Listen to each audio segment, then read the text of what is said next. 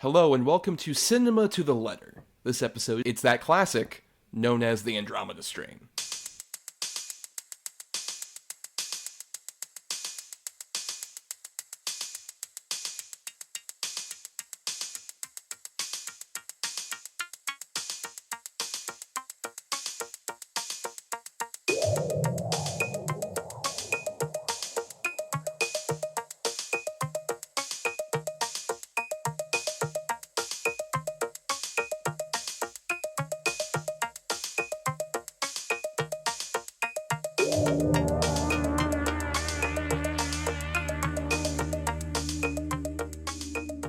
On Cinema to the Letter, we break down the very nature of cinema, letter by letter. For each episode of a season topic, we cover 6 films that fit a C for classic, I for indie, N for new, E for egregious, M for masterpiece, and A for atypical.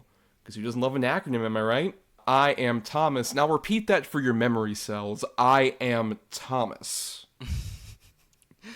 Hello, I am Bryan, and I've never had much interest in science fiction personally. Hey. Of course not, no. As per this season. Right.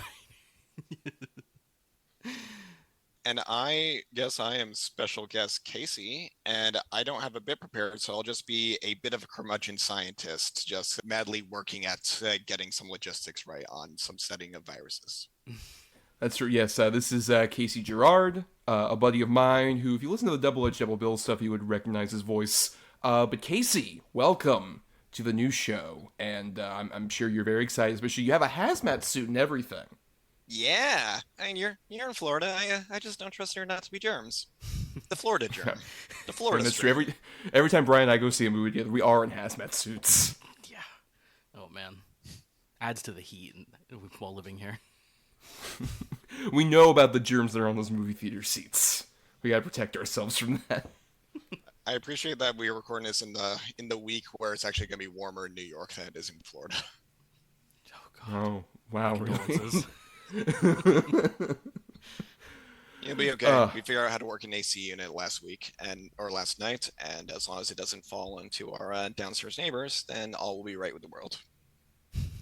Yes, but Kaycee, I invited you on for our Hard Sci-Fi season. You said that there was a bit of an embarrassment of riches with the lineup, which our listeners would have heard if they listened to the mini-sode that would have come out last week.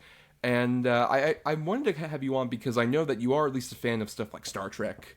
And so does hard sci-fi appeal to you as like a subgenre? Oh yeah, very much so. At this point, we get roughly one hard sci-fi movie a year, and sometimes the hardness of it can be a little bit squishy. Like this year's is probably going to be Dune, or like I would say the 2017 one was probably Blade Runner 2049.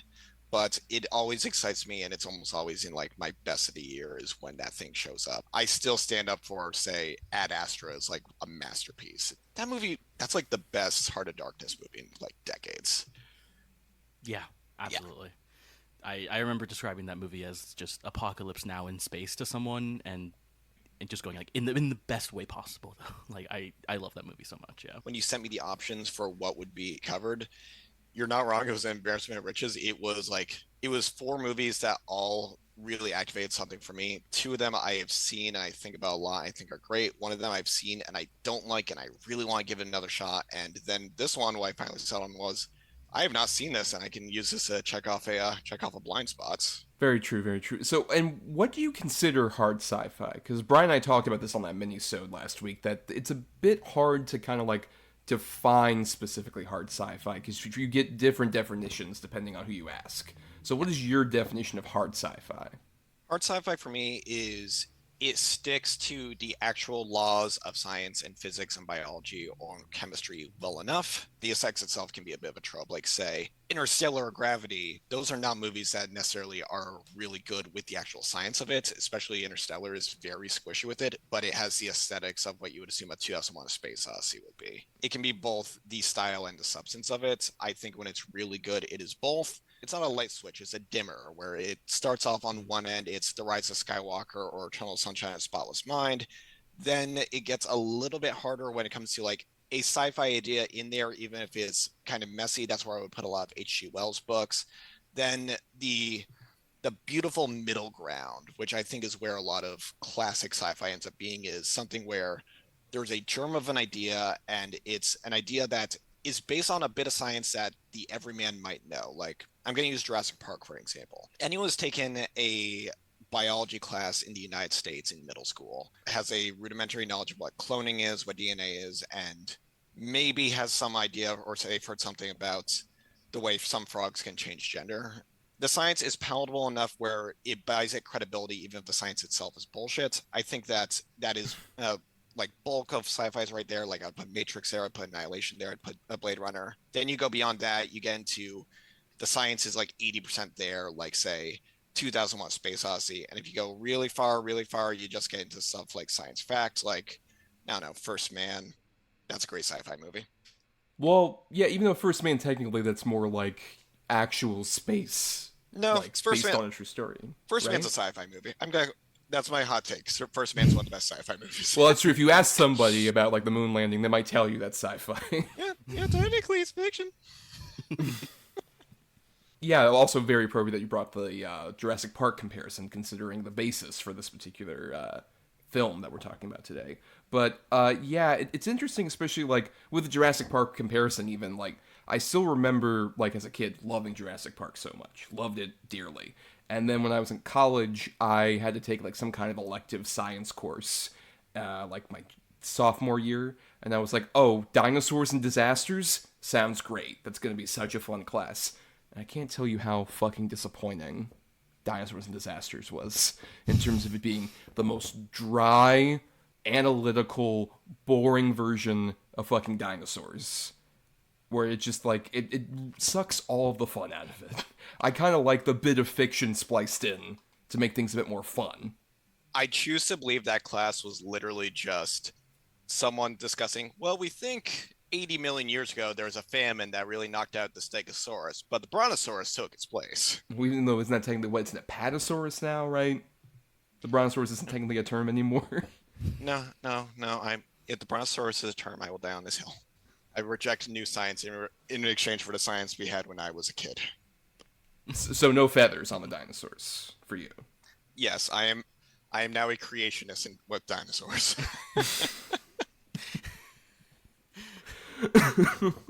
But yeah, Bryan, like we were kind of talking about in that minisode last week, the hard sci-fi thing, it's difficult to find a more consistent definition, but we kind of said it's like a grounded science fiction movie that has like bits of like actual science in it, but at the same time is willing to expand itself on the fiction, right? Because you picked this topic for this season. And so that's generally what you kind of felt about when you like decided to make this the specific topic? Yeah, I mean, Kaycee, I think that's a really great definition that you put out there, because it, some movies, adhere to the science a bit more strictly, and some kind of use it a bit loosely to, like Jurassic Park does use a lot of those, like, science elements to kind of rope you in with, like, dino DNA and all of the, all that stuff, but it kind of uses that to just give you a fun, big blockbuster movie, which is kind of interesting in comparison to the movie we're talking about today, which is like kind of the complete opposite of that. But yeah, it is just adhering to these different sciences, and I like that what you said, Kaycee, about it being more of a dimmer than like a switch, because I think that is one of the difficult things about just kind of using hard sci-fi as a blanket term and just saying like, this is hard sci-fi, this is not. There are some movies that feel like they are adhering to those kind of scientific elements a bit more, and then there's some that do it less but still kind of feel like they are indebted to a lot of those scientific principles. But yeah, I think it's difficult to define, and I think we'll continue talking about it as the season goes on. But we have also picked, I think, a very good example of hard science fiction for our first movie, because I didn't really know a lot about this movie going into it, and I think it is kind of the perfect start we could have had for this season.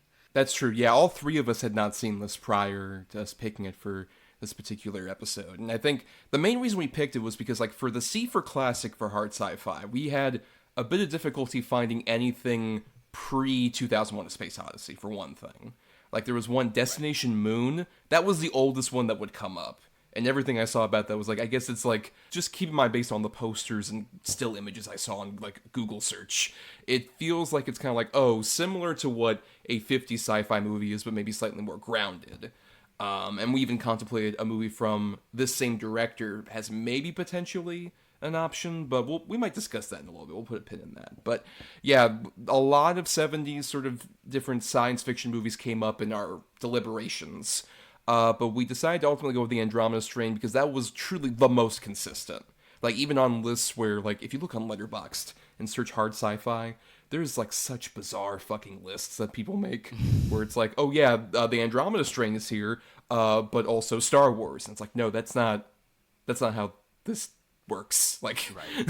It doesn't make any fucking sense. They don't belong on the same list. So the Andromeda Strain felt like the control for the experiment, if you will. I hate being like that person to be that sort of like specific about like, oh, Star Wars isn't actually science fiction, it's space fantasy. But one, it is space fantasy. It you know, obviously has a lot of sci-fi elements and stuff like that, but it is space fantasy. And I think it's also difficult for a classic pick like this because you mentioned 2001, which is kind of the most obvious. Like it's a very discussed film, and I think choosing something like this, which I wasn't really that aware of, and isn't a movie that I think, you know, isn't like a 2001 where like everyone talks about it and everyone kind of loves this as a sci-fi classic.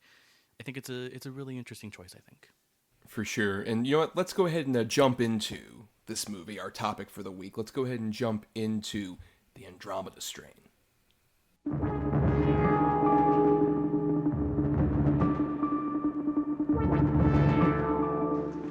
Any messages for me from the White House? Not a thing, Dr. Stone. But you have it.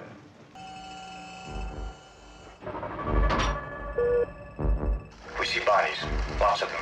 Stager stations. Hit that security button. We need a flyby over Piedmont, New Mexico. Infrared, a FLIR scan, all sectors. Film to come direct to scoop.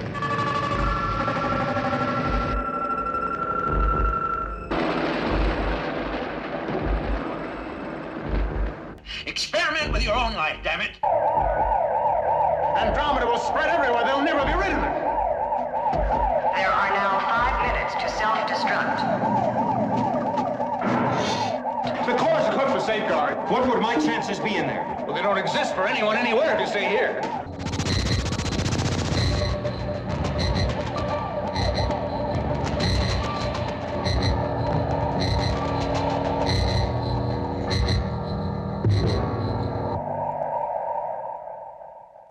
So the Andromeda Strain came out March 12th, 1971. From, first off, let's discuss a bit about the director here, Robert Wise, who, Kaycee, we've talked many times about our fascination with this guy's career. If you don't know out there, Robert Wise has such a fascinating, prolific filmography, where he started making movies in 1944 with Curse of the Cat People, and then went all the way to, in terms of theatrical releases, Star Trek the Motion Picture, later in the same decade in the 70s.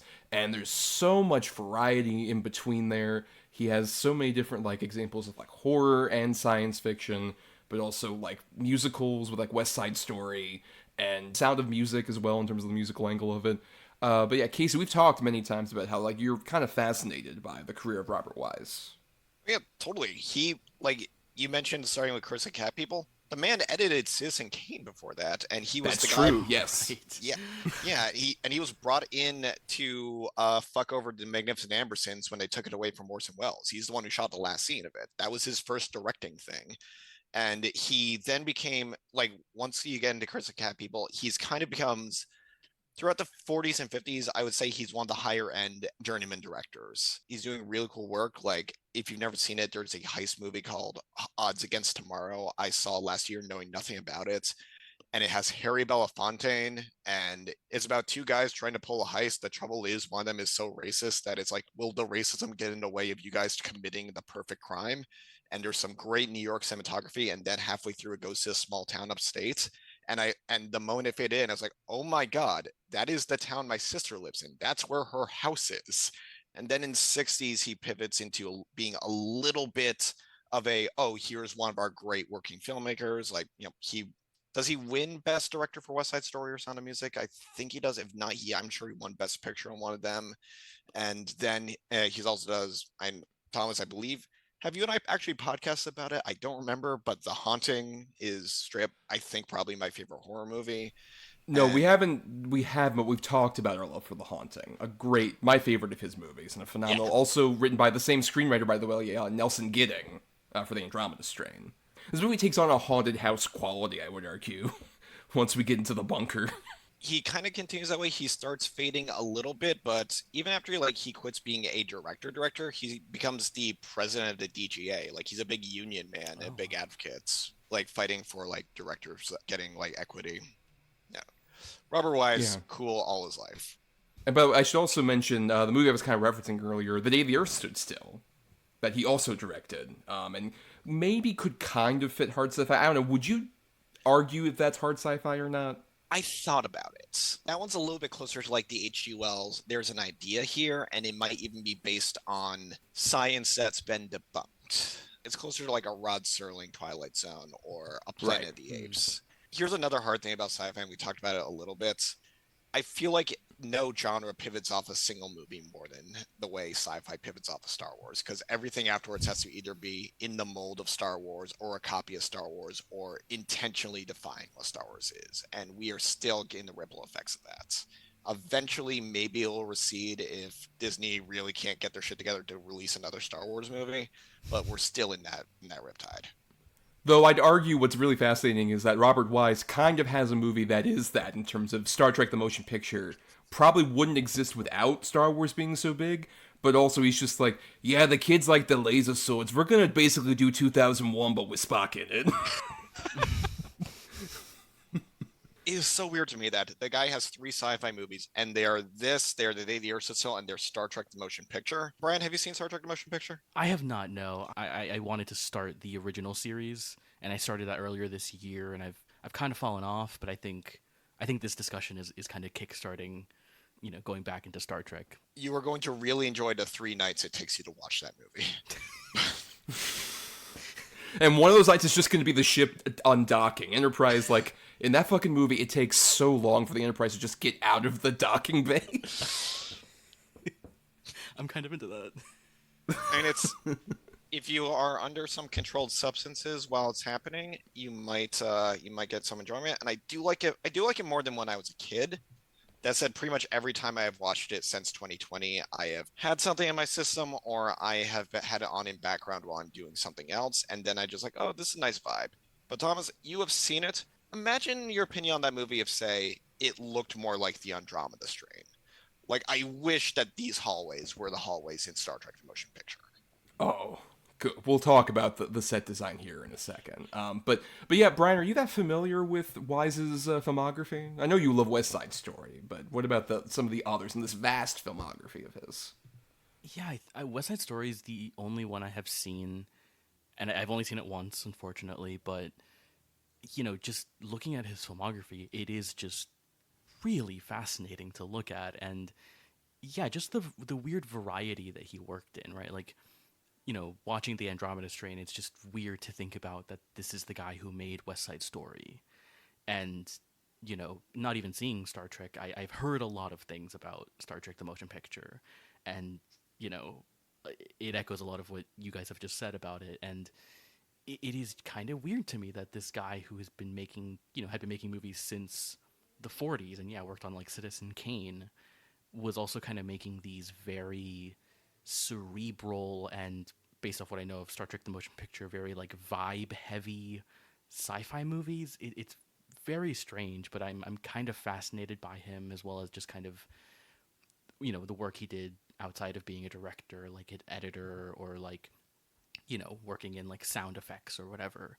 But I'm unfortunately not as familiar with his filmography, but I would very much like to watch more of his movies. Yeah, it's interesting because he's technically what some would argue is defined as a journeyman director, where he doesn't stick to a specific genre necessarily. Is able to really adapt to any genre pretty well. I mean, especially there's another one that I watched recently, the 1949 film called The Setup, which is a 72-minute movie that exists in real time. Literally, the movie starts with a clock, and then we see a clock at the end, and it reveals that, only 72 minutes have passed in the time of this entire story, which is about, like, a boxer who's, like, over the hill, who has to fight against, like, the new up-and-coming champ, and people are, like, betting against him. And it's all about just, like, the machinations around, like, this big fight that's going on. It's, like, a very noirish movie, has a lot of those kind of, like, dark, shadowy film noir vibes,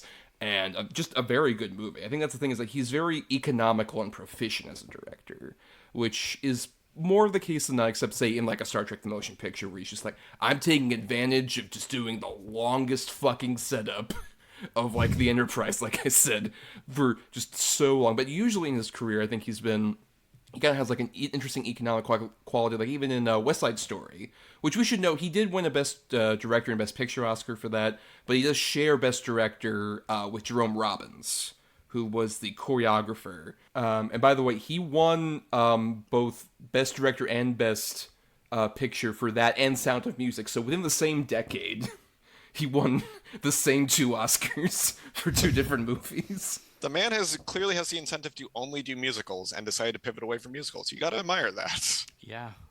So imagine the Andromeda Strain, the musical. Andromeda reminds me of gonorrhea. Beautiful. Why didn't they hire you for those lyrics, Kaycee? Because I wasn't born yet, duh. I'm working on the Broadway musical adaptation. Look, I'm sure Broadway will take it. If it's based on another property, they'll immediately sure, yeah, whatever it is. Just put it on. That feels like a bit in The Critic, like, at long last, Andromeda Strain the musical. From the producers of Hunch. But yeah, so I mentioned Nelson Gidding is the screenwriter who had written The Haunting and written a few other things, but we should note his screenplay is adapted from a book by Michael Crichton. I believe this is the earliest adaptation of one of his works. A very influential writer, even though I will say I have not read a Michael Crichton book. I've seen plenty of different adaptations. Kaycee, are you a fan of Crichton's work? I have also never read a Michael Crichton book. I've definitely read the first page of Jurassic Park many a time.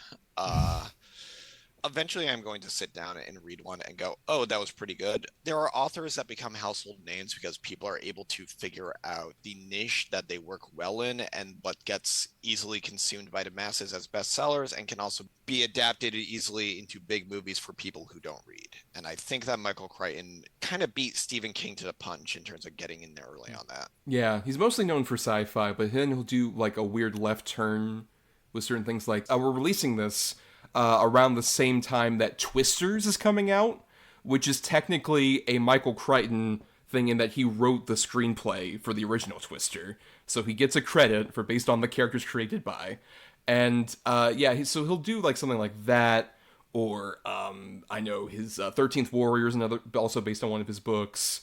Even something like, it is sci-fi, but it's even so much more bizarre than this, like fucking Congo, which is one of the most amazing fucking movies ever made. Bryan, do you know what Congo is? I have heard of this movie. I don't think I know anything about it other than it was directed by Frank Marshall.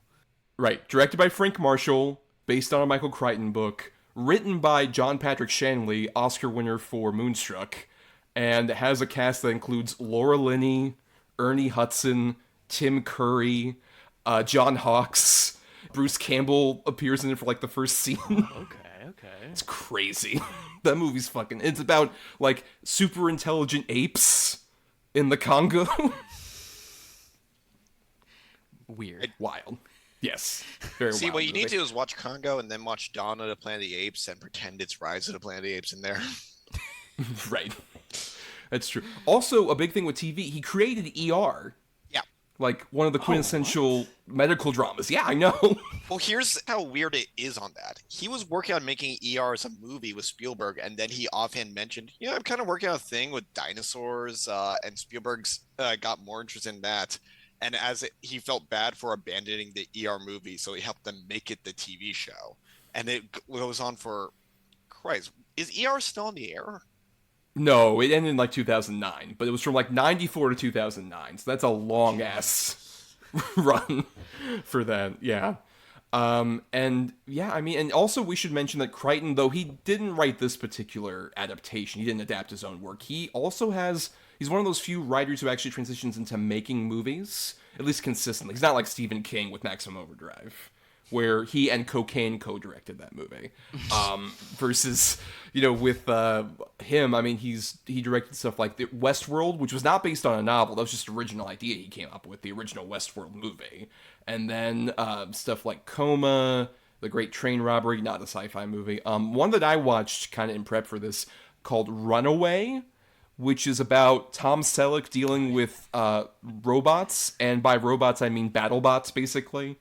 Because they're about like the size and have the articulation of like a BattleBot, where it's just like there's an opening scene where like one of these small household androids holds a baby hostage in a house and has like a gun, and it's just like this box that has wheels that has like a gun in its little like arm that's out front.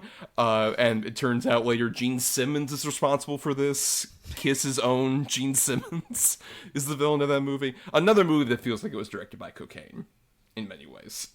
It's weird, but Bryan, are you all that familiar with like the Crichtonisms, maybe beyond Jurassic Park? I'm looking at his like quote unquote filmography, right? Because he gets a lot of like characters based off of because of the Jurassic World franchise and stuff like that. But yeah, I've never read a Crichton book. From what I have heard, I've heard people say that the book Jurassic Park is not very good, and that Spielberg kind of, made that into like a masterpiece. I'm not entirely disinterested in like his particular brand of sci-fi based off of like Jurassic Park and this movie, The Andromeda Strain, because he does seem to at least put effort into a lot of the scientific elements, right? Like he is a hard sci-fi writer based off of what I know, but yeah, I don't know much about him, and yet I'm kind of fascinated by his work, although, I'm aware of some of his personal stuff, and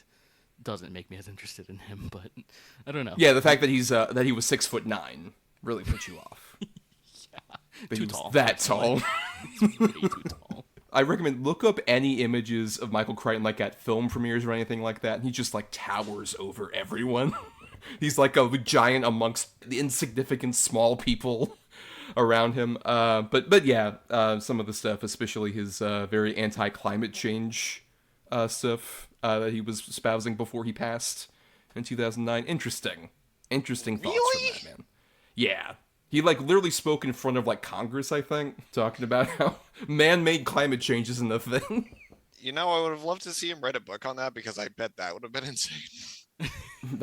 I believe The Day After Tomorrow is based on an unpublished novel. Are you? No, that's a joke. That's 100% Damn it. joke. Yeah. So I could imagine he'd just be like, I don't know, wolves come out and chase Jake Gyllenhaal along with The Cold. Oh, what a movie. But in any case, we're not here to talk about that movie. We're here to talk about The Andromeda Strain, which, if you're unfamiliar out there, I guess basic plot synopsis. At the start of the movie, there's some opening title cards, which I just want to read right now. I have them transcribed in my notes. I just want to read. The movie starts off with literally acknowledgments. This film concerns the 4-day history of a major American scientific crisis. We received the generous help of many people attached to Project Scoop at the Vandenberg Air Force Base and the Wildlife Laboratory in Flat Rock, Nevada. They encouraged us to tell the story accurately and in detail. Next card. The documents presented here are soon to be made public. They do not in any way jeopardize the national security. Which, this movie is science fiction. It's not based on a real thing, but they're really, from the jump, going like, no, this 100% is grounded in realistic things that could actually happen. It truly is this is a true story. The events depicted in this film took place in Minnesota in 1987 of its time.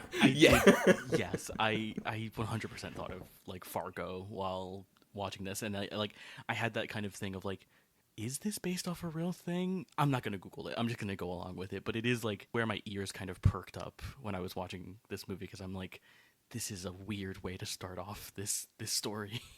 Yeah.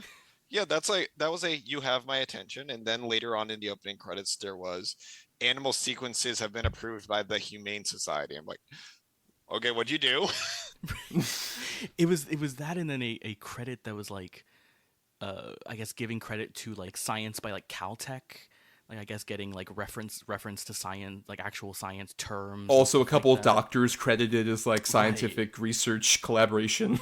Right. It kind of, that I think really prepared me for what kind of movie this was going to be, even though I just had no idea what it was even about, personally, like honestly. But Right, yes, but basically, the premise of this movie is that at the start, we get like this audio recording of apparently a spaceship has recently returned to Earth. It lands sort of in this like area in Nevada. On the audio recording, we hear the crew trying to land, and they describe like, oh no, something's happening to our suits, like something's eating through the plastic, and then the audio clip cuts out. And then we see a bunch of like military like helicopters survey the area, and they find just a town littered with corpses. Just people are all like almost like in mid, stream of whatever they were doing. They just like fall over dead, and there's just these corpses that are all around. And we eventually follow like a couple scientific researchers who go down with hazmat suits and investigate what's going on. And they believe that there's some sort of pathogen that has come off of the ship and is responsible for killing most of the people in this town, except they find two survivors, an infant and an old man, who they then bring over to this scientific lab that's in Nevada, as is mentioned during that disclaimer at the beginning. And while this is going on, we also get a cut to like a bunch of different scientists who are recruited, which includes Dr. Jeremy Stone, Dr. Charles Dutton, Dr. Mark Hall, and Dr. Ruth Levitt, who are played by Arthur Hill, David Wayne, James Olsen, and Kate Reed, respectively. We're all recruited to go to this like specific like lab that's in Nevada, and basically trying to research and find out what exactly is this pathogen and how is it spread, how does it sustain itself, what is it running on, and yeah, it's a lot of middle-aged scientists looking at like graphs in these really cool sets in this lab. And when I say that, that might sound like, oh, this is boring, this is dull. But I would argue that that kind of thing is incredibly interesting to me, honestly. Especially just the fact that, like, those four actors I mentioned, none of them are under the age of 40. And that is weirdly feels refreshing. Because if they made the Andromeda Strain today, if there were people over 40, they would still be incredibly attractive movie stars. As opposed to, these people look so real and craggy, and like especially I want to shout out Kate Reed as Dr. Ruth is my favorite of the group. Especially her introduction where she's like looking at some stuff in like a microscope in like a regular looking lab, and she's like kind of walking around. She feels a bit like tired. She like takes some aspirin, and she's like, oh, she's like a realistic middle-aged lady who has like normal problems that we usually have to deal with. And then it's like, oh, by the way, research this pathogen that could potentially destroy human life if you can. In the remake, she'll be played by Sydney Sweeney. I was gonna say one of them would be like Timothée Chalamet or something like that. But I also love her introduction where I think they come to her and they're like, hey, we need you for this thing. I ripped up my draft card or something like that. Right. And I'm just like, hell yes. This is like, instantly you get that this is a person who is like, feels like a real person, but also kind of sees through a lot of the bureaucracy and like kind of the red tape that like the science community and like the government kind of has. She is my favorite character in this entire movie. This entire movie, I kept on thinking, God, these all feel like George Burns.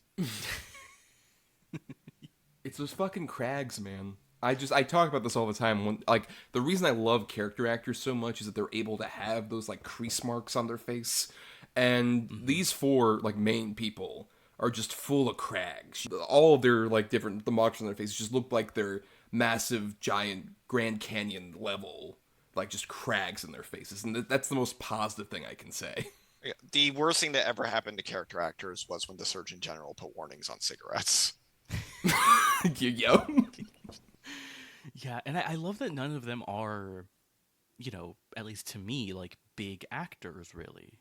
Like I had seen James Olsen in Commando, but like none of these guys stand out as like A-listers or anything, right? And that's kind of like a thing that I find really interesting is they just feel like normal, real scientists, which is kind of strange for a movie like this, which is like, it's like put out by Universal and it, is a studio picture, but it has just these normal looking people. It's very, very strange, but I love it.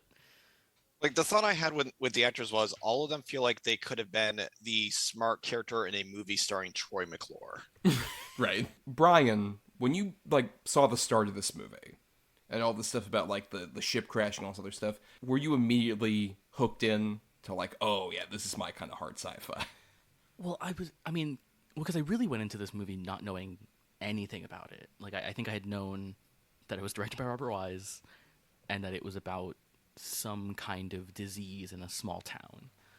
And so when the movie starts and it's like people in hazmat suits going into the town and figuring out what happened, they're going to quarantine it off and they're going to do like their research and whatever.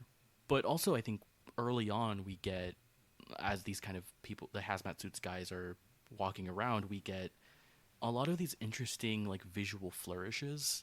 Like Robert Wise uses like the kind of split screen effect that is like it like the comic book effect that I always think of in like Ang Lee's Hulk. He uses that a lot, and he uses it really early on, like the scene when they're looking in like each house and they see like all the dead bodies and stuff like that. That I think it really sets up this weird kind of ominous but also like mysterious, almost kind of Twilight Zone-y vibe, and it doesn't really prepare you for what the rest of the movie is. But I was kind of really interested in like, what is this movie actually going to be like, and what is, especially because it is like just over 2 hours, and so it's got time to really set all this stuff up.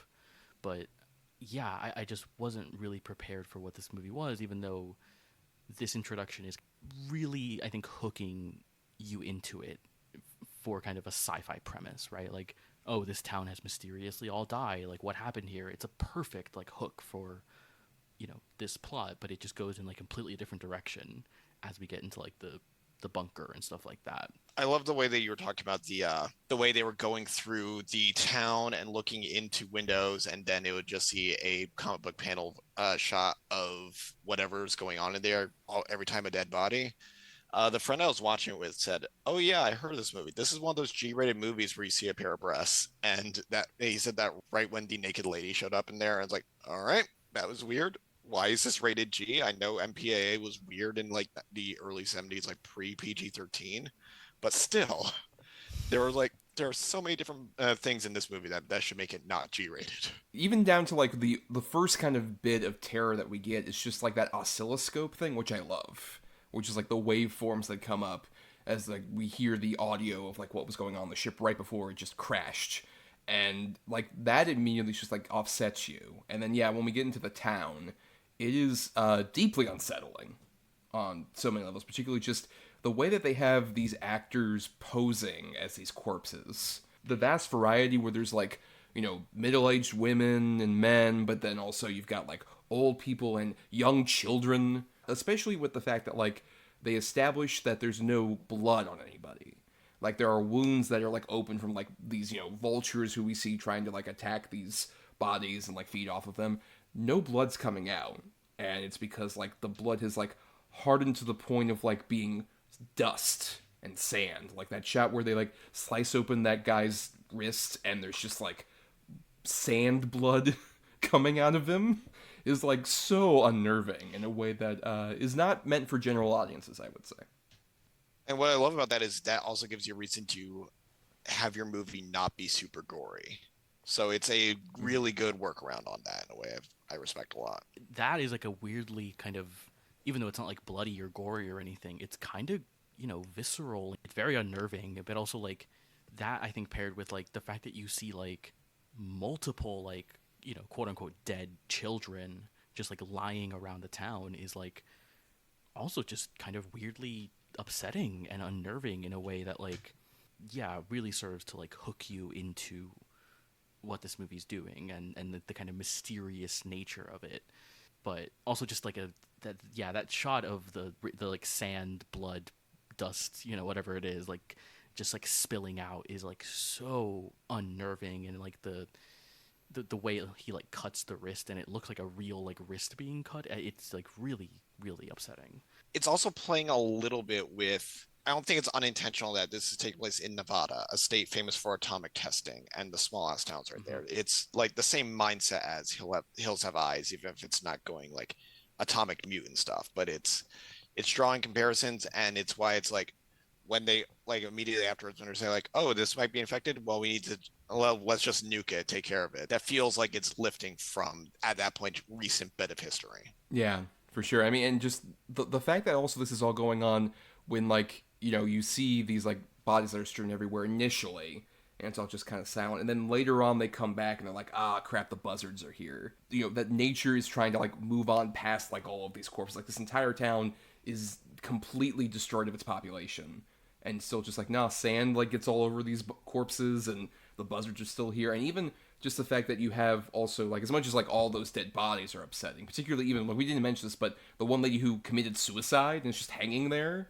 and like her cat is on like the fucking stairway and shit, how all this like death is surrounding them, and then they discover the baby and they hear it crying, and they have to like, no, we gotta like find wherever the source of this noise is, and we only have like 40 minutes of oxygen left in our suits and shit like that. That even unnerves you. We're just like, oh, something did survive this. How did it survive? It really immediately gets you into the intrigue of this sci-fi premise. I feel like this opening sequence it's quite extensive, like it goes on for longer than you think it will go on for, and I think it really sets you up for like, what this movie is doing, which is like, it is a very methodical movie. And it is very meticulous about the way it's trying to like depict these like 4 days of like this incident happening, and yeah, just the way it is kind of really drawn out and really kind of like it just adds to the mysterious quality of like whatever the hell is happening here, which I mean, yeah, it's a great way to just kind of hook you into this movie. But yeah, I also want to shout out, just while this is all going on with like, the town being like surveyed, there's also like a lot of these sequences I mentioned earlier about like, oh, we got to recruit our different scientists. And I really like those sequences to like really give you the idea of like, oh, something is like truly building up, because that's even before like we get like the town. We get like stuff like when they go to Dr. Stone's house and there's like a party going on, and I love those split diopter shots where you've got like the two military guys that come in and just like, ma'am, we're here to see Dr. Stone, and you see just in the background the guy with the rifle, so you immediately notice him like surveying in the background. Stone's wife is just immediately like, oh, does that man have a rifle out there? Like, she's so put off by it. Yeah, those sequences where you just get like the kind of recruiting of the doctors, like Ocean's 11 style, are like really interesting, because you get like also just a real sense of what this movie's trying to do. Of it feels like they're recruiting like real people, right? Like they go and he's having like a house party, and like Ruth is in the lab just like working or whatever. And yeah, it also just builds to the like kind of mystery, because at this point we don't really know a lot of the kind of details about what's happening in the town specifically.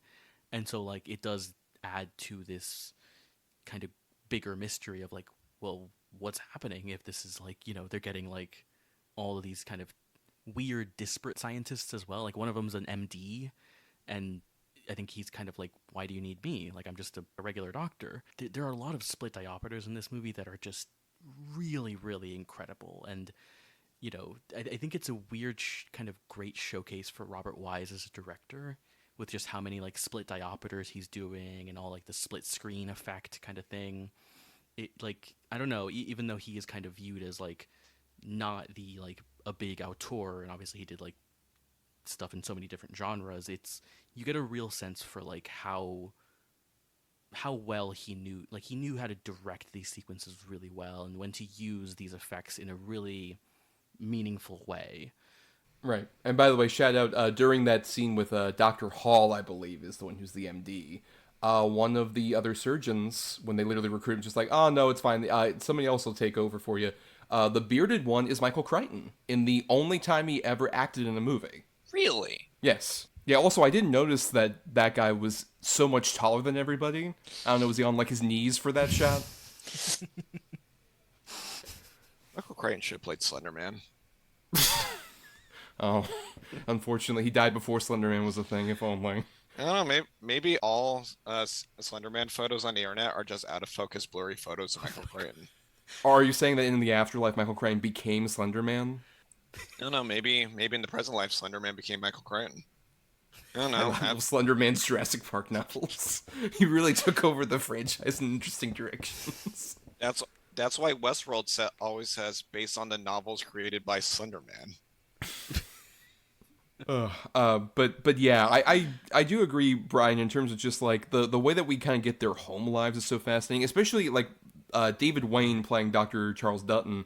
Like, he's a grandpa who like just lives with his family.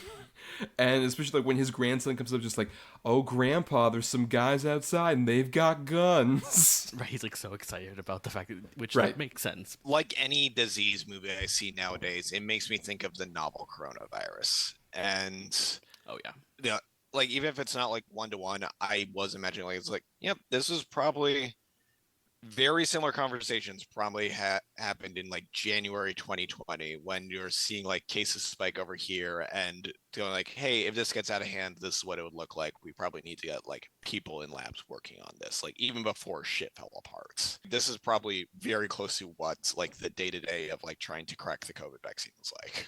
It's what I definitely thought of while watching this movie was this being a watching this post-COVID is really fascinating, but also right, that element of like this is probably what it was like. And also I think I feel like someone will make a movie about that in the future at some point, unfortunately. I don't think it will be anything like this movie, but I think that is, if we were gonna get a movie like that, I think I would want it to be like this, where it is incredibly methodical about the kind of like the nitty-gritty details of like how these scientists are dealing with this on a like almost minute-to-minute basis. We probably won't get that movie. It'll probably be just like some, generic bullshit. But I mean, at the moment, we're having a hard time having movies take place in a world where COVID happened. Like every Right. single movie takes place in a parallel universe where 2020 was normal-ish, even if everything else was real. Like, especially movies that are now shot in New York that either take place before COVID or take place in a world where COVID didn't happen, but you'll still see the outdoor dining structures set up. Like Succession has a couple of episodes like that. Yeah, that's true. And then again, if that movie were to happen, Brian, it would be maybe dramatic like this, but it would all be like people talking over Zoom. With like Right, laptops that they're like screaming into, like, you don't understand! This is bigger than you can imagine! right. Either that or has anyone watched the second season of The Morning Show? Like, I imagine there's going to be a lot of very dramatic, this is important, and it feels like it's very over the top. I love that you said that implying that we've seen the first season of The Morning Show, Kaycee. Very off topic, but The Morning Show does change the way it does its show from season 1 to season 2. I mean, they cover every morning, I imagine so, Kaycee. Like, season 1 does not necessarily take place in present day Earth outside of general ideas, and season 2 like sets, no, here's a time, here's a place, all these senators are real senators, the president is Donald Trump, and that is not the case in season 1. They're making up politicians left and right, and now it's a show like The Newsroom, if the newsroom decided to be high chaos. Man, the more I hear about the morning show, the more I kind of want to watch it. It's but also kind fascinating. of don't. It's weird. Like, don't get Apple TV for it, but if you already have Apple TV because you want to watch Severance, by all means, also spend some time on The Morning Show. Talking about this kind of like hypothetical future movie that is about like scientists like trying to find a cure for COVID. Like I think it would take that more dramatic like thing, like you don't understand how important this is, like the future is at stake here.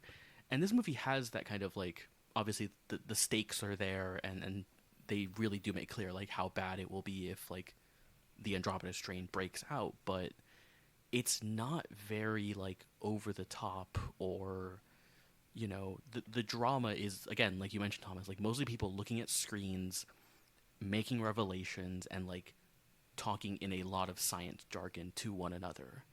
And, you know, we just wouldn't get that kind of movie. And it feels even weird for this movie to be that sort of like down in the nitty-gritty details of like how they're handling this. Down to, there's also another point, like while they're in that lab, where they look at not just a screen, but a dot matrix printout. And I was like, yeah, look at them holes on the sides of that paper. I mean, God, what I love so much, like one of the things I love so much about like really any science fiction thing, even like something like Star Wars, is just the production design of it all and how you can make this space feel futuristic and feel like it is from the future and is on like the cutting edge and stuff like that. Like I love in all these sci-fi movies where it's people at consoles flipping like switches and dials and they're looking at gauges and stuff like that. Like I just love that kind of stuff so much, and it's especially prevalent in all these like 70s sci-fi movies, right, which are very analog. And I don't know, it just feels like we still get a bit of that, right? Like even Dune has a lot of that analog feel, but I love just how much of these movies are cutting to like wireframes and just like these old like monitors with like very rudimentary like computers and stuff like that. I've always been appealed to that, and yeah, this movie just has so much of that.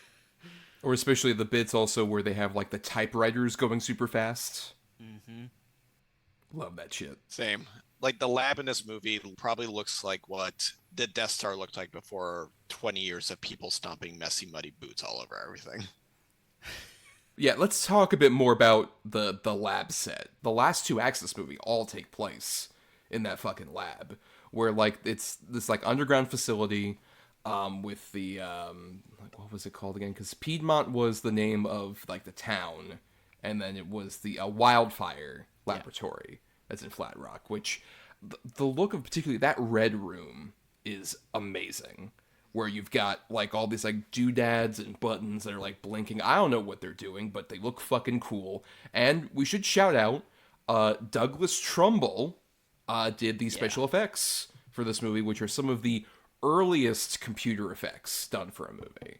They're the one where they show like the big display of like, look, here's what like the actual layout of like the entire laboratory is, and it's like this projection that's done on this big ass screen, and it looks so good, considering especially also it only cost $250,000 of the $6.5 million budget of this movie, and all that shit looks like perfect. It's exactly what you want out of like a sci-fi movie of this particular era. A lot of sets kind of look like Ken Adams sets for James Bond, like Dr. No's lab on a if it had more money would have looked like this.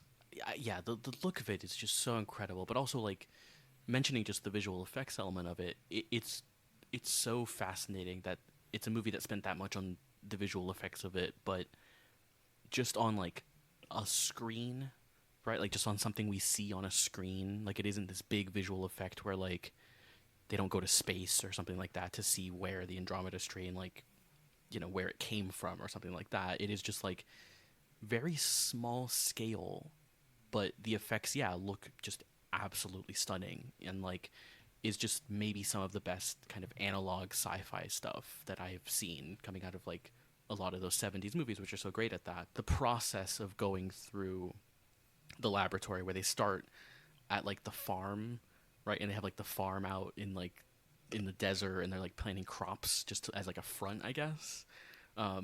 Which I love that line that like the scientist has where she's like, great place to grow pot.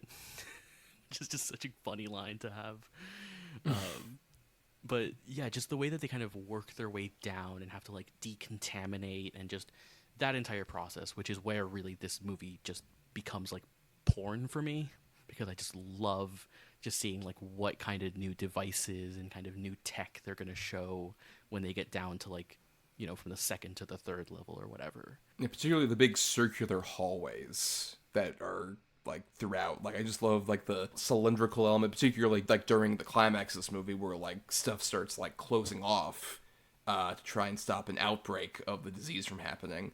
like just that claustrophobia of being like in that one circular like portion of this tunnel just really engrosses you, especially as we get to like that finale, which we'll talk about in more detail, because holy shit, the ending of this fucking movie is just so incredible.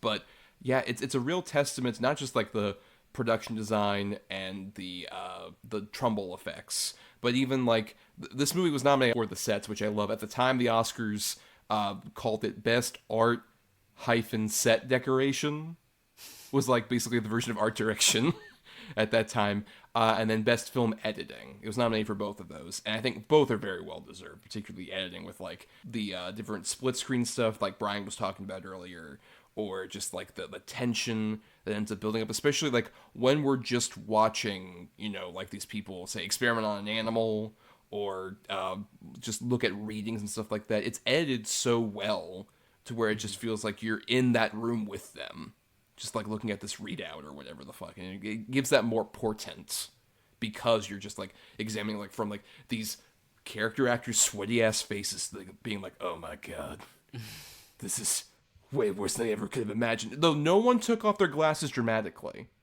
which is a disappointment. I would have wanted, like, especially like Dr. Levitt to do that. Though there's plenty of great shots of like readout reflecting through her glasses that I love. Yes, such great fucking shots. Yeah.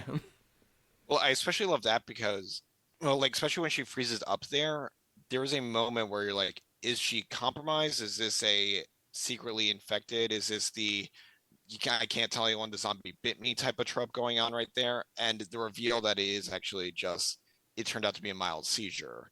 And they don't actually like dwell on it. They just revealed that she has epilepsy later. And then you go like, oh, that's what was going on in that scene. That was like real good tension building without feeling like a bait and switch or an asshole. It's not even laid out really well in that sense, where she mentions early on, like, oh, I don't like red lights blinking or something like that. And you kind of, you don't think about it at all. You're just like, oh, that's just character building. It's just kind of her being like, you know, because she kind of is a bit fed up with being there. You can tell she's not really happy with dealing with kind of the bureaucracy and all that stuff. And yeah, it's a really great way to handle that. And also just the way that they, when she does have like a seizure and they mention like, why didn't she tell us before? And one of the scientists goes like, oh, well, like no one would hire her probably. Like that's probably, you know, they really handle it in a way that doesn't brush it off too much, but it also doesn't dwell on it. It's a really kind of subtle way to handle it and just adds to the tension of that final sequence. It doesn't like really hold your hand with just like, oh, you know, you gotta watch out for your epilepsy. You gotta watch out for them flashing lights. Like, you know, maybe a modern movie would do. Right. What I love that the movie does kind of hold your hand through is that, like I mentioned, that process of like going down the levels of the facility, but also the, like you mentioned, that the sequence where we see the map of like the building of the facility, and it does hold your hand through that sequence, explaining like, here are where the modules are in case you need to, like, you know, because there's that element where Hall is given half of the key to deactivate a nuclear bomb if one goes off. And so it explains like, here are the 3 like modules on this floor. And it really kind of painstakingly takes you through that process in a way that I think can feel a little bit like dragged out, but that I think ultimately by the time you get to that final sequence at the end, like really pays off, because you know all the rules and you know where everything is, you know, relative to where the characters are and stuff like that. I just really love that sequence of like explaining things to the audience in that way. The way that works to me is it feels like, oh, this is like a government mandate, like you have to go through every step of this kind of thing. Like this like for legalese, right? For which is like, we have to make sure you know every single bit of this. So it feels authentic to that, but also I do love the excuse for like why it's Hall who ends up doing. He literally asks just like, why do I have to do this? And then they open up the book and it's just like, if you're single, if you're not attached to anybody, then you're the one responsible, so that you don't have like any kind of thing weighing on you for a decision about like turning on or off the fucking nuclear bomb as a fail-safe self-destruct mechanism thing, which is like it's a great way of injecting humor while also just giving you the exposition of like, this is why this dude has to fucking do this. I was gonna get divorced, but I really don't want to have the bomb key, guys. I guess I have to make my marriage work so I don't make a critical decision about the future of humanity. I'm rewatching Mad Men right now, so I'm just picturing John Hamm being the one doing it. You see, this key, it's like nostalgia. It's a Ferris wheel. Carousel, good sir, but I'll also Oh, that's true. Look, it's been a while since I've seen Mad Men. I'll rewatch it soon. Well, you've seen Unfrosted, right? It's very funny that in the Wikipedia article for Don Draper now, it says last appearance Unfrosted, and just says cameo next to it in low smaller font. Good lord, some good comedy show, please put Don Draper in universe in there. Put him in the morning show or something. Well, John Hamm's been on the morning show, I believe, right? Oh shit, he Yep. has, yeah. Yeah, that's his new thing, is to be the second fiddle in the fourth season of your show. Instead of making more Fletch sequels, which is what he should be fucking doing right now. I swear. But anyway. You guys were mentioning Hall and kind of like, his whole deal. I love him. Early on, we get his perspective of going through the whole process and everything, and I love how he starts like flirting with the voice of the assistant who's like helping them. I just think that's a really funny element to add, especially with, you've already established the fact that he's like the single guy, and so this is why he's doing it, and he's just like hitting on like the voice and hitting on like the nurse in the room with the old man and the baby and stuff, like, and it's not overbearing, right? Like, he isn't like super hitting on like the nurse or anything, but it is like just an element of character building there where it's like, yeah, this is a single guy, and he's like, even in this dire situation, he's like, maybe wanted to get some action.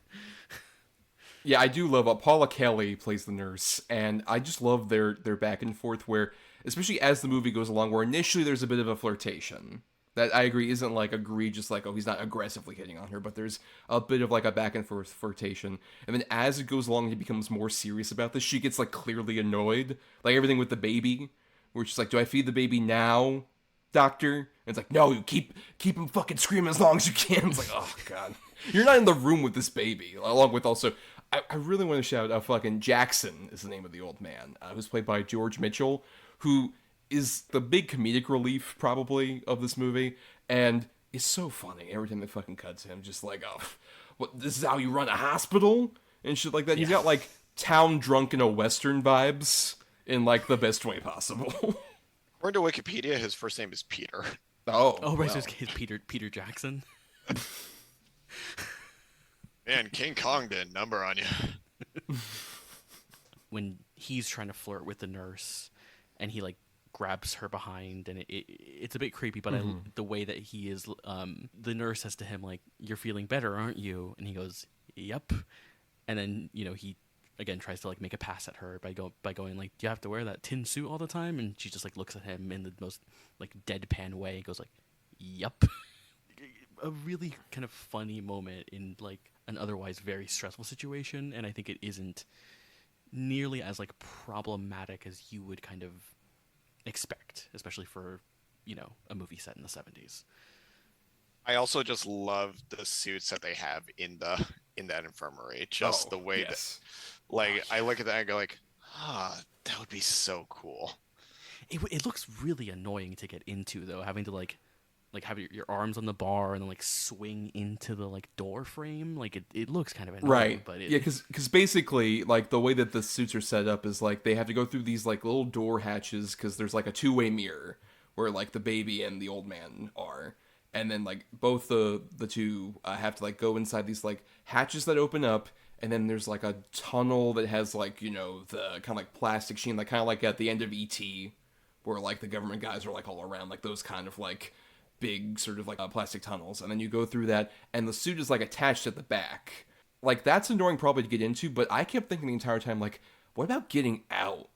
That's like really fucking annoying, where especially like you gotta like duck your legs back and like shimmy backward. Like anytime they show those shots, I'm just like, oh, that's the most annoying thing possible. Right. Yeah, you actually have to leap out the same way you leap in. Right. Like, you get your cardio in those things. Oh, that's true. Yeah, you work up a sweat, I'm sure. But yeah, all of it feels very tactile in an interesting way. I think also particularly while we're talking about the tech of this, big shout out to those robotic arms that are so like perfect. Where like there are so many shots where like they have to use basically like these claw-like arms for things. I do love there's the bit where I believe it's Hall is trying to like plug in that one thing when they're like about to test on the animals. I believe it's Dutton is like, no, you need to like use the arms. I don't want you to like potentially screw yourself over. Get back out here and use the arms. Like, fine. And then he like gets out, takes off his suit, and then he like uses like a little joystick thing for like the arm to like pick the thing up and like plug it in. Just like it's that perfect kind of like low tech that feels once again grounded, where it's like, yeah, I could believe this kind of like weird armature is what the only thing they would have available to like safely plug something in like that. No, the friend I was watching with, he is enough of like a engineering nerd that when he looked at it, he's like, those are moving organically enough. He wondered if there was an actual armature they built. Now, imagine if they did, that probably is like the top thing on the IMDb trivia page. So if it doesn't say that, then I imagine that the alternative is just really, really good choreography on the crews we have in order to make sure that matches what the actor is doing. And if so, that is pretty much equally impressive. And of course, if it was on the IMDb trivia, it would be 100% accurate, and we couldn't question it. Yes, because people who lie on IMDb get executed by the state. Right. In public. Yes, in the town square. God, I'm so glad the IMDb forums don't exist anymore, because I lied so much on those forums when I was a kid. Oh no, we're gonna resurface those old posts like old tweets. Oh, good lord. I hope they are dead and buried. Now I'm gonna see if I can find anything on the Internet Archive. Oh, no. Maybe that's what finally kills the Internet Archive. People finding out the IMDb forums are on there. Just at that point, it's like the end of Poltergeist. Like, it caves in on itself. Well, while we're on the kind of arms and that kind of thing, I do love it because it is like there are so many moments in this movie where it's them controlling the arms and just slowly doing something with those arms. Like nothing in this movie is done quickly, really. You know, No. everything takes time and it really languishes in like showing you the process of like plugging an oxygen hose from like one tank to another. Just like all those little things that I think, you know, as we're talking, like earlier we were talking about just like what is hard sci-fi. I think that is a really important thing in a lot of the kind of hard sci-fi that I like, is just like showing that process. And it's basically what this entire movie is. Like it is basically a sci-fi procedural, you know, because it goes through like the 4 days. It has these title cards of like day 1, day 2, day 3, day 4, and it really shows you just like what the process of going through this is in a plausible way, right? Like obviously, like especially, you know, talking about this as kind of in a post-COVID world, like it would probably take a lot longer to figure out like this kind of thing. But I love the way that they kind of condense this and make it this very dramatic story. And it's one of those movies also where I love watching movies about people who are good at their jobs. And this is a movie about people who like know what they're doing, but also they're all different scientists, so they all have their areas of expertise and they confer with each other, and just like, I don't know, just that collaboration as well is something I really love about this movie. And that paired with just the process of it all just like really makes this movie, even though it is like 2 hours and 10 minutes, and you know, even though I love it, it is very slow. I keep going back to how odd it is that this is a Michael Crichton book, and maybe it's that he gets more into just mainstream thrills as he goes on, and this is a little bit more when he's in his heady and in his ideas phase. But this feels like the most realistic potential way of telling a story that would come from the guy who would also give you What If Dinosaur Amusement Park.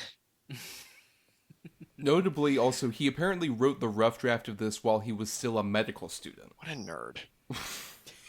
Well, I want to take his glasses and throw him up on the roof where he can't get it, but he could probably get it. He's very Yeah, he could reach up and get it. He's super tall. he probably didn't get bullied because he couldn't fit into a locker. tall nerd rule school. But that is an element I think I like about this movie, along with like the whole like introduction credits, which have like the whole like research helped by Caltech or whatever. I wasn't alive and I only have a limited context for this, but from my knowledge, it just feels like pre-Star Wars, like most sci-fi stuff was just for like the nerdiest people in the world, right? Like, and from what I know about like Star Trek, it was like just famous around with like just science nerds. And so there are genuinely parts of this movie where I got a little confused as to like what was exactly happening, because it is so like steeped in that like science jargon and stuff like that. And I kind of like that, though. I kind of like how this movie doesn't really care for, obviously it's trying to appeal to laymen in some ways, but I think it really still is steeped in like, no, this is for like you fucking nerds out there who care about like biology and chemistry and stuff like that, which is just really cool, I think. Which I think is really interesting, especially because, like, I as part of, like, sort of getting into the mood of, like, the sort of hard sci-fi classic era, I watched Soylent Green, finally, which is the Charlton Heston starring, movie that has a lot of hard sci-fi concepts about, like, a dystopian future and, like, what would happen with, like, overpopulation and global warming and all this other stuff, but that is a movie very predicated on still the star persona of Charlton Heston, which is something you obviously don't have with this movie, where it's not concerned with, like, star power or, like, more traditional entertainment. It's just, like, let's play out this premise as frankly as we can with, like, more realistic actors who don't have, like, a star persona to, like, kind of distract you from things. And then also, like, I think that's a big credit to why Robert Wise is so good at directing this movie. Because if you look at the style of his movies, he did often not have super fancy photography. He would have, like, great shots in his movies. But a lot of his movies are just kind of, like, watching as something, like, takes place. Like in, West Side Story. A lot of that movie is, like, just kind of following the choreography. And not, like, getting in the way of it necessarily. And that's kind of the case even here, where it's a lot of just, like, oh, let's just casually follow these people as they, like, look at the readouts, or, like, control these armatures, or we gotta talk about this, like, as they experiment on animals who we see just experience such horrible pain. Like, I know they had the earlier credit about, like, looked over by, like, the Humane Society and whatever, but how the fuck did they get that monkey to, like, look like they were dying on screen? Oh, I'm not convinced they didn't kill a monkey. I know, right? It's insane. If we go through Humane Society records, it's going to be, we found the least painful poison. But even then, it still looks pretty damn painful. Especially because of that whole, like, we did this with the Humane Society. Like, I want to believe that no animals were hurt, but, it's what I imagine it would be like to go into a lab where they do, like, animal testing and stuff like that. And, yeah, it looks... Especially, like, the rats, the way, like, the rats will, like, lie down. Or are they rats or are they mice? I actually don't know. Those are rats. I believe they're rats, yeah. Okay, yeah, the way that the if rats they're just, big, like, they're rats. the way that they, like, lie down and look like they're dead, I'm just like, how the fuck did you get that performance out of a rat? Like, that's really impressive. If I had to rank the rat performances in movies, number 1, obviously, The Abyss. Number 2, Ratatouille. Number 3, this. What about the Departed rat? We don't talk about the Departed rat. It's Departed. By the way, I did look this up about the monkey, and while the ASPCA did approve and was on set during filming, apparently they did that by suffocating the monkey with CO2 and then reviving it after the scene was shot. So they did at least torture that monkey brutally for that bit. Fuck. Well, I'm sure glad everyone who could potentially get royalties from this movie is dead. I don't want anyone to get any of the $5 rental I got yesterday. True, yeah. It's so uncomfortable, especially, like, also that shot we get of, like, after the monkey, like, in universe has died, and then we see it, like, laid out on the slab and, like, tied up so they can, like, prod at it. Like, so upsetting to see. Especially, that's, like, some of the most upsetting split screen too, because they present that originally as, like, a sideways view of the monkey, and I'm just like, I mean, they didn't kill that other monkey, but they used, like, a monkey corpse for this? Like, what the fuck, man? This is, like, so unrelenting. Yeah, maybe the prop guy just got lucky and found a monkey on the way in. And I found another Reese's monkey outside of the set. Hey, Wisey, you won't believe it. Fell off another truck. All these rhesus monkeys just falling out of trucks.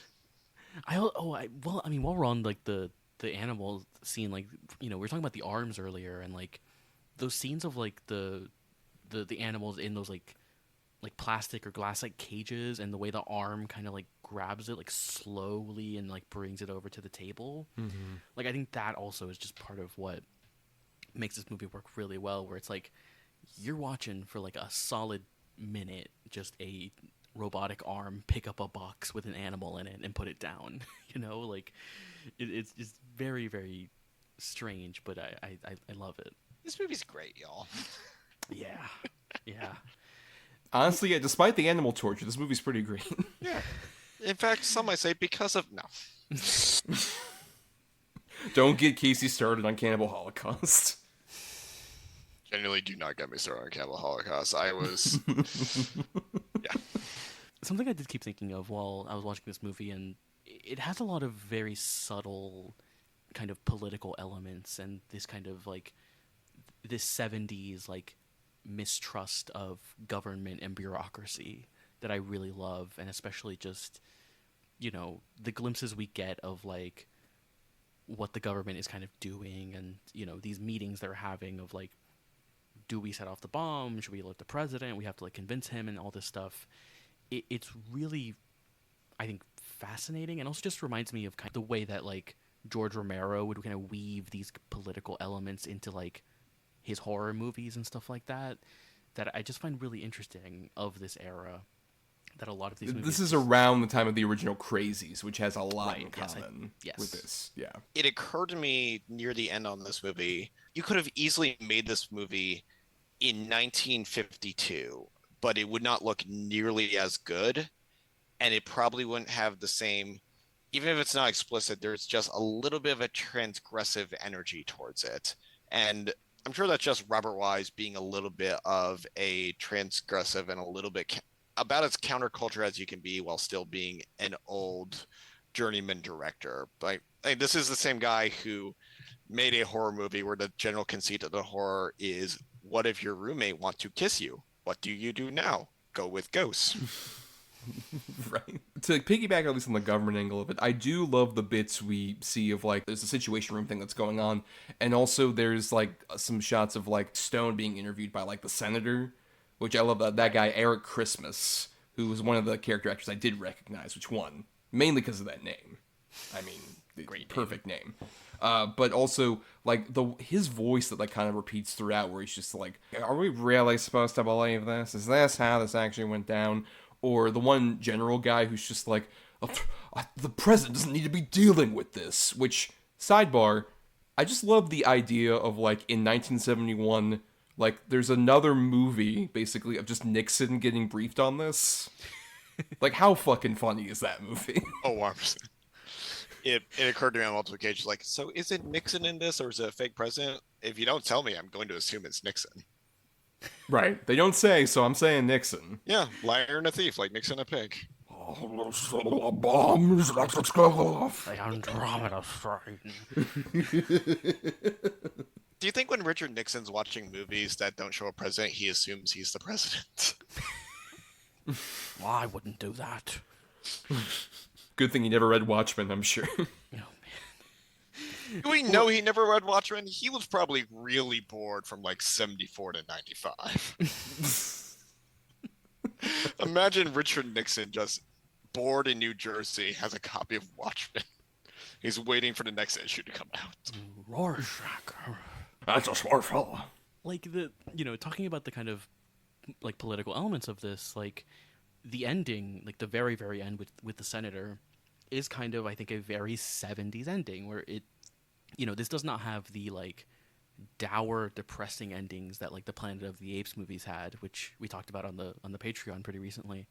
But it still has, the ending of this movie is basically a senator going like, "What if it happens again?"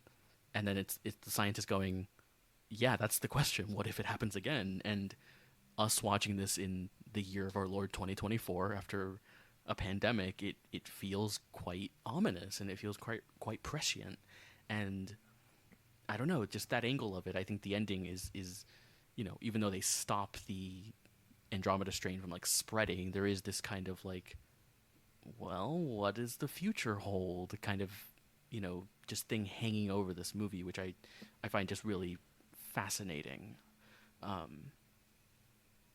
But which is something like even Wise injected into, say, like The Day the Earth Stood Still, which the ending of that movie also has like the issue is like resolved for now, but if you all don't get along, we're gonna send out like other robots like our man Gort over here, and we're gonna fuck you up.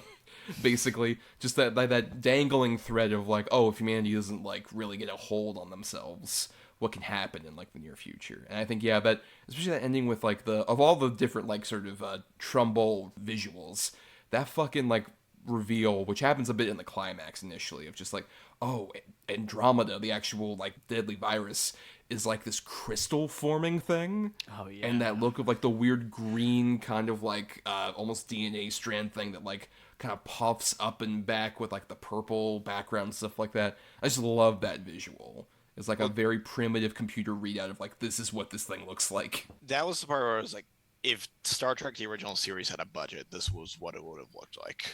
Right. But yeah, I want to talk about that climax before we get out of it. Let's stop talking about the movie. The climax of this movie, pretty much from the point where like they start looking at the readout of Andromeda that I'm mentioning earlier, and it's like, oh wait, it's like formed through crystals, and like the way that it's able to like starve off anything is like by it reacts to nuclear energy. This is shortly after they try and convince like the government guys like, look, we have to set off the bomb because we want to make sure this is obliterated and doesn't go anywhere. And the moment they say like, it feeds off nuclear energy, oh fuck, call him back. Call him back now. Tell him not to do the bomb. Like from there, this movie is like at a fucking breakneck pace of like, oh fuck, what's gonna happen? First you want me to set off a bomb, now you don't want me to set off a bomb. Make up your mind. It's the thing I also just love about older movies. The final like 15 minutes are just non-stop action. Like the climax of the movie is just the end of the movie. And I don't know, that's something I just love about this kind of movie, where I'm like, I'm checking the time and I'm like, okay, we're 2 hours into this. There's like 15 minutes left. Like, how are they going to wrap this up? And then like, yeah, that scene happens and it is just like run like right from there to the end. We've been talking about like Robert Wise as kind of, he is a journeyman, and he's not like an auteur necessarily like a Stanley Kubrick, who has, a very, very distinct visual style in like 2001, but he has a lot of those flourishes that we've been talking about, like the split screen and the split diopter, and in like that final sequence when like Hall is climbing the ladder and he's been like hit with the laser in the mouth, which is insane.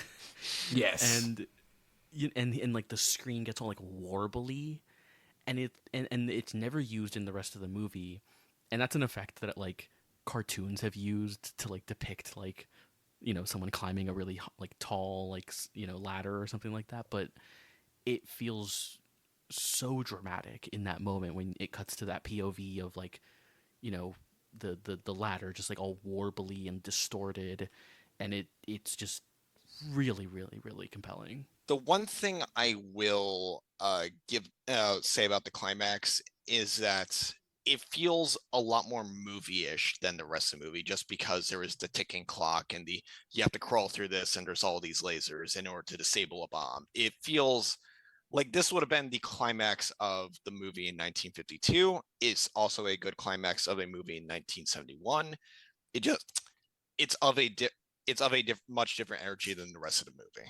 I mean, I get that, but at the same time, I found that fascinating because, like, I was in, like, genuine, like, fascination with this movie the whole time, even though it is kind of, like, a bit more slow and ponderous and, like, looking at screens and shit like that. But I think that's why it earns, like, the point where we do get, like, the sudden acceleration.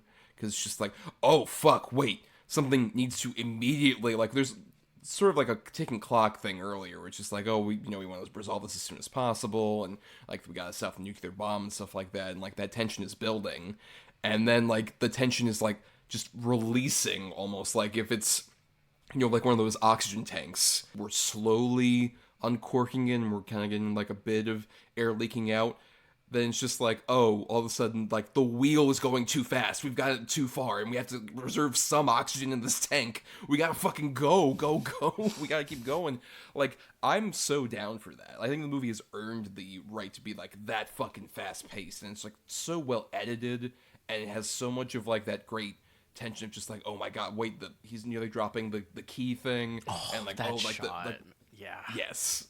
That's so good. And then, like, that shot Bryan mentioned of, like, the laser going through his cheek, and there is still even, like, a lot of points during that where we do slow down just because of, like, particularly after that laser thing, where he's just kind of, like, almost drunkenly stumbling around, like, oh god, wait, I got to keep going. If anything, like, my only real problem with that factor is that, like, it all focuses on Hall, really, because you've got Stone, like, being his co-pilot and, like, in his ear saying, like, no, you gotta go this way, go here, go there, and you have Dr. Levitt is out of commission because she's, like, had her epileptic seizure, which is a great sequence, too, where, like, she has the epileptic seizure, one of the other people's like, oh my god, she's got the bug, which is a great line. That felt, yeah, also a very kind of talking about the kind of COVID nature of it, that also just felt very, like, oh, wow, this is very weird to watch now. Right, and then also Dutton is, like, inside of that one room that's contaminated. It's kind of disappointing, like, not everyone is involved in this particular, like, sort of chase at this particular point because we've been so involved with them. But at the same time, it does add just the tension of, like, this is all on fucking you, buddy. It's all on Hall. You gotta fucking do this.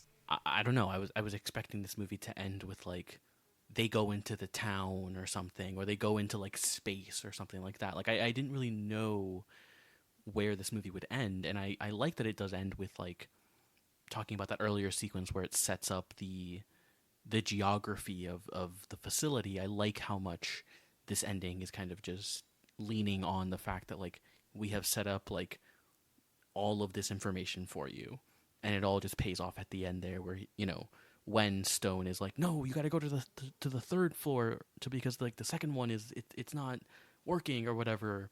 Like, you get instantly the kind of rules of what is happening in during this sequence, which is also great. Just the sequence where he, like, gets onto the floor that he needs to be on, and there's a woman standing there, and she is kind of thinking, like, oh, he's infected, I need to get away, and he's like, where's the module, where is it?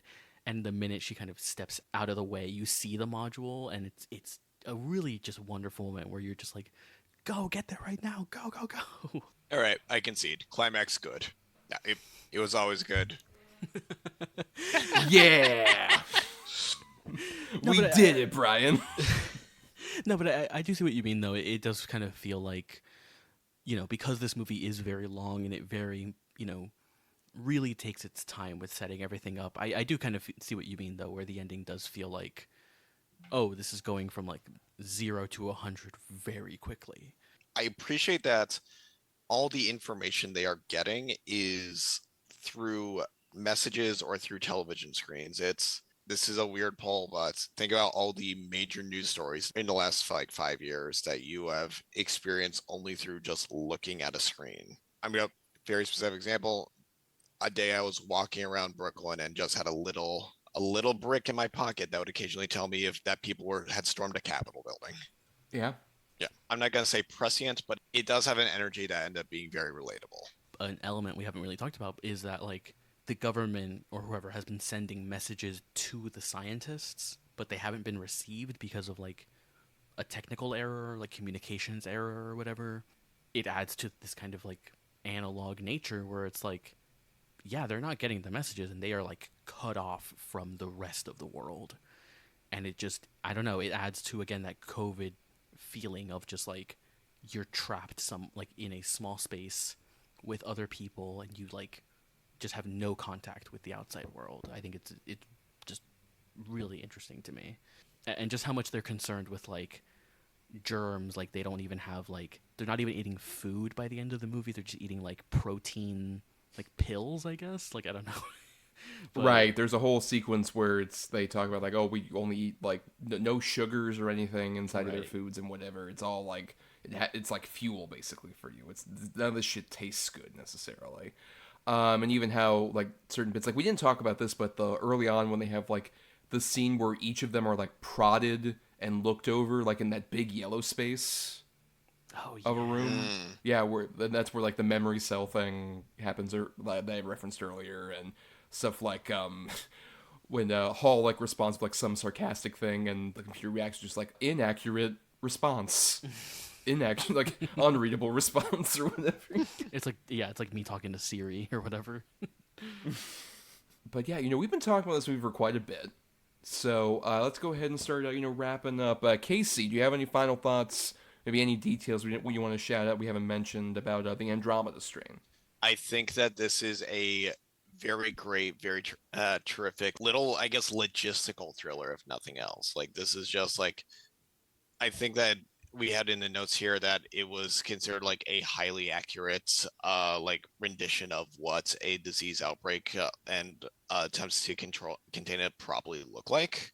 So it's just like, hey, here's the nuts and bolts of what goes into something like this with some extra sci-fi stuff added in there. I like that it's just character actors being able to absolutely shine. I like that the character work in it is people who are good at their jobs getting frustrated about how important the thing they have to do is, but not wallowing in that. They're more curmudgeon than anything else. It's still so weird to me that Robert Wise does 3 sci-fi movies, and where the overlap is and where the differences are is so striking. That note is from actually a 2003 publication from the Infectious Disease Society of America, who noted that, quote, Andromeda Strain is the most significant, scientifically accurate, and prototypic of all films in the killer virus genre. It accurately details the appearance of a deadly agent, its impact, and the efforts at containing it, and finally, the workup on its identification and clarification on why certain persons are immune to it. So, fun. Oh, sorry, I like as you're reading it, and as I was saying, I have one more thought, and it's just like in the very last scene of the movie, they talk about like, well, we learned one more thing about this. We're not alone in the universe. Like, this is in many ways a first contact movie. And spoiler alert, that's one of 2 ways we're going to find out about aliens. It's either going to be this, or it's going to be we find a random probe that with another random probe, and we go like, oh, there's another piece of machinery. Neat. Yeah, or we just recently admitted like the UFOs. We're just finally like, oh yeah, we just were like hanging out with aliens, like unclassified documents. Here's us in like '94. We found aliens, guys. We hung out with them, had a couple beers. Nice people. Look, I love it. They were pretty boring. Like, I thought they'd be cool. I thought it'd be cool just to be around aliens, but turns out that it's like playing solitaire. It's like talking to a brick wall. By the way, I do love also you mentioned like the ending thing. Every movie should end with a title card that says "Disengage, End Program, Stop." Yeah. So cool. The perfect way to end this fucking movie. But Bryan, what about your final thoughts on the Andromeda Strain? Yeah, I mean, going off what you just said, Kaycee, actually, like, I also just love the early scene with what's the older doctor's name? Like the oldest one. I Dutton, believe right? that's Dr. Dutton, yes. Dr. Dutton, right? Like his early scene where he's like talking to like the college students, I guess, right? And he's like, if we were ever to come upon like human extraterrestrial life, like it could be bacterial. And again, it's part of what makes this movie so great is that it is really concerned with quote unquote realism and really grounding all of its scientific elements into a digestible, mostly, right? There's a lot of jargon and there's a lot of just like, science shit, I guess. There's no other way I can describe it but that. But, I really love this movie. I was really surprised by it because I just didn't know anything about it and I didn't know what to expect. But yeah, I really loved it. I was so engaged the entire time. It is exactly the type of science fiction that, one, made me, want to do this season in the first place, but also I think it's the exact type of science fiction that I love. I love science fiction that is really steeped in actual science and really cares about, even if it isn't like one-to-one, at least grounding this in some sort of scientific realism, but also is incredibly like engaging and compelling. And as someone who, again, yeah, like you guys have mentioned, like I like watching movies about people who are good at their jobs, and this is that kind of movie. But also, it's a kind of movie that has a real analog sci-fi thing. It has a lot of that 70s cynicism towards like government and bureaucracy. but it also is really, really meticulous and really, really slow in the way that it kind of goes through, the process of it, right? Like, I really do think that this is like, it's a sci-fi procedural, right? You're watching scientists just go through the process that it would actually take to identify and find a cure for a bacteria like this. And yeah, I find it really interesting that the same guy who made this made West Side Story, which are the only two movies I've seen from Robert Wise, but it has made me more interested to go into his filmography and some of the most incredible production design I've seen of these kind of 70s sci-fi movies. And yeah, I just really, really, really loved it. I think it's a great, great movie. Yeah, I mean, I totally agree. I think it has that kind of like slower pace and that deliberate unraveling of the story that you just, I hate to be this person. We do this a lot on the show, but I think it's true in a case like this where it's just like they don't kind of make them like this anymore in a way that I think makes movies like this very special, where it is just like you see this like with no stars, even that you would like vaguely know from like the past. Not a lot of like big, elaborate, crowd-pleasing sequences until like the very end of the movie. It's just like it's really putting you through this like hard sci-fi conceit of just like, okay, we found this deadly pathogen like from one of our ships, and we have to like analyze it, we have to examine it, we have to like use the scientific method to like test out and see what exactly this thing does. In a modern movie, this would be like, the Venom symbiote. Like, imagine if, like, the next Venom movie is just, like, people analyzing the Venom symbiote inside of, like, a fucking, like, sealed-off room. But they like still play that fucking Eminem song. Of course. The most scientifically accurate Eminem song of all time. But, yeah, it really just unravels in such a fascinating way to where you are so engrossed in like what was going on with this whole story, but at the same time, when things do ratchet up, it really earns it. We're just like, the tension has to rise here, and it fucking works. And it's like so many like amazing, like performances in here, and just the direction from Robert Wise is great. And even just apparently like this is very close to the novel that Crichton did, but at the same time they made interesting changes. Like Levitt was originally male in the novel, and apparently Crichton was against the idea, and even like Wise had like some kind of concerns about that too, but ended up really working out. Like we talked about how Kate Reid is like so fucking great in this movie, and all because she's treated like an actual fucking person who's just like, oh god, I gotta like get out of here, I have like a headache, I have epilepsy. I'm not gonna reveal anything about that. She can't have cigarettes down there. She can't have cigarettes down there, right?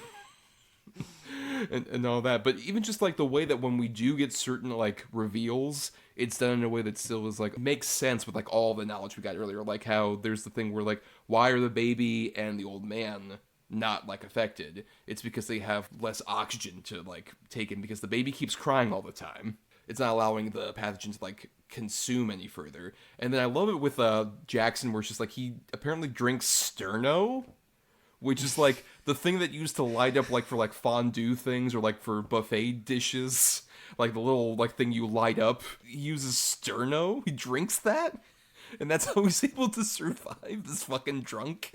It's just like it's such a like perfect small way for like both those characters to reveal just like, oh, that's why this works. It's kind of like, in the old like Star Trek shows, which I'm one of those weirdos where I've seen all the movies of Star Trek, but I have seen very little of the shows.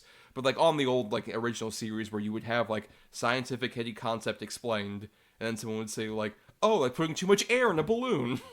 Right. Or some shit like that. It immediately like makes you relate to like, oh, this is why this works, in a way that like a layman could be engrossed, but at the same time it just also has like that believability that makes, a great hard sci-fi movie like this one, for sure. I totally agree. Great movie. Very glad we picked it, and very glad we all ended up really enjoying it, having little to no knowledge of it prior to picking it for this particular season. But let's get to our regular segment, Between the Lines.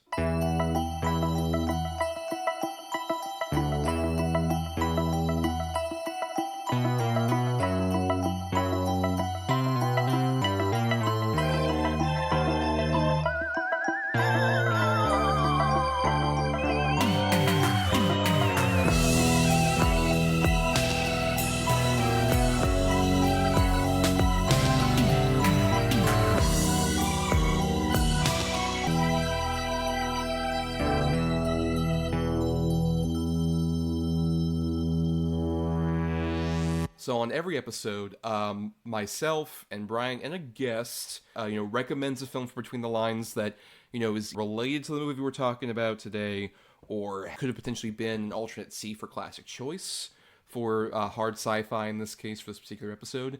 And I'm going here first here, and my pick for Between the Lines for this particular episode is another classic hard sci-fi film called Silent Running, which was directed by Douglas Trumbull, directorial debut, and stars Bruce Dern mainly as this guy who, in this distant future, he's on the space station where Earth basically has been completely starved of vegetation, trees or plants or anything like that. There's very little of it anyway. So he has this, on this space station, Bruce Dern is mainly responsible for this big giant hub that's a forest. And he's taking care of like all the plant life and all the creatures. It's him alongside, initially he has like a couple people who are involved on the American Airlines space freighters. Just like, they're sponsored by American Airlines. And there's a couple humans, but he mainly interacts with these 3 robots who are named Huey, Dewey, and Louie, in reference to, of course, Donald's 3 nephews. And they're these robots who have like these... they're like very boxy, and they kind of remind me of like in Star Wars terms of like the Gonk droid. If anyone remembers that, like the big, essentially trash can with legs. Yeah. Kind of that vibe, but Bruce Dern gets word that like American Airlines is shutting down this program. And it's just like, I don't know, they don't feel that interested in it. We've created like some kind of synthetic air, I believe, is what the excuse is. So it's fine, we don't really need to keep going with this. We're gonna like send you guys back to Earth. And Bruce Dern proceeds to go AWOL.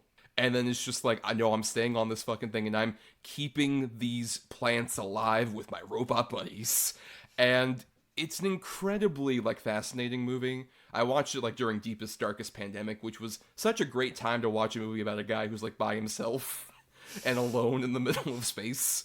But I think it's an incredible movie. It's, like, got some of that Trumbull stuff that we talked about in this movie. There's not as many of those, like, computer projection kind of things, but it's a incredible movie about just like that kind of like trying to keep a mission alive in like a hopeless world. And Dern is amazing in it. I think like most people would probably know Bruce Dern now from some of his old man performances and stuff like Once Upon a Time in Hollywood or Nebraska, stuff like that. But you go back to this and he's like kind of a great everyman in this fascinating way, who at the same time is like driven to madness by like obsession and the lack of, concern about something like this environmentalism kind of angle that's there. And I love the designs of all the droids, like the drones version of robots in this case, but I love their designs and I feel genuinely empathetic for them, especially as this mission grows a bit more hopeless.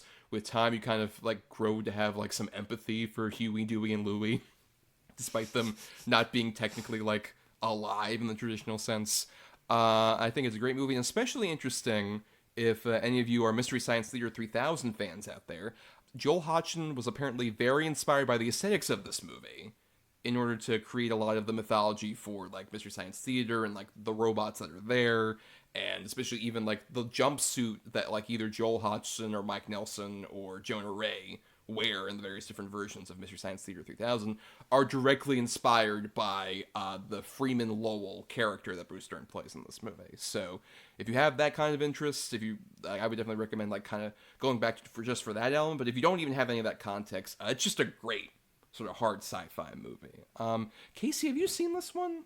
I have not. I'm actually only looking at photos of it right now. I had no idea what this looks like. And yeah, I'm seeing a lot of Mystery Science Theater on this. I'm especially seeing Gonk Droids. I'm also seeing, I don't know if we count this as hard sci-fi, but Disney's The Black Hole. Like, this feels like yes, was on their vision board as well. Right, for sure. By the way, also, I didn't mention this. Co-written by Michael Cimino of the Deer Hunter fame. Amongst other things. This is one of his few like writing credits he didn't actually have a directorial effort in. But it's interesting. Bryan, I know you haven't seen this one, but are you curious?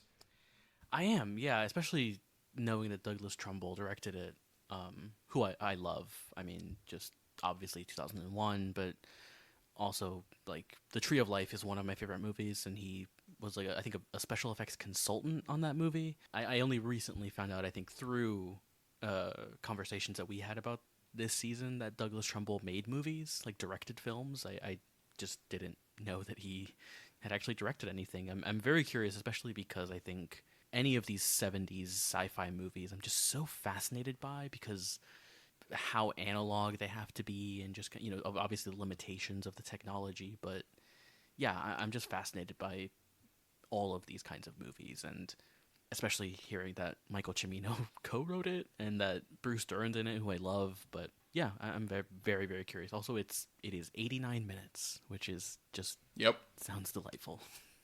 By the way, the directorial career of fucking Trumbull is fascinating, where it's Silent Running, then it's Brainstorm, which is the movie that Natalie Wood died during the production of, that stars Christopher Walken and Robert Wagner, and then some shorts after that, including just the wildest one, Back to the Future: The Ride. Yeah.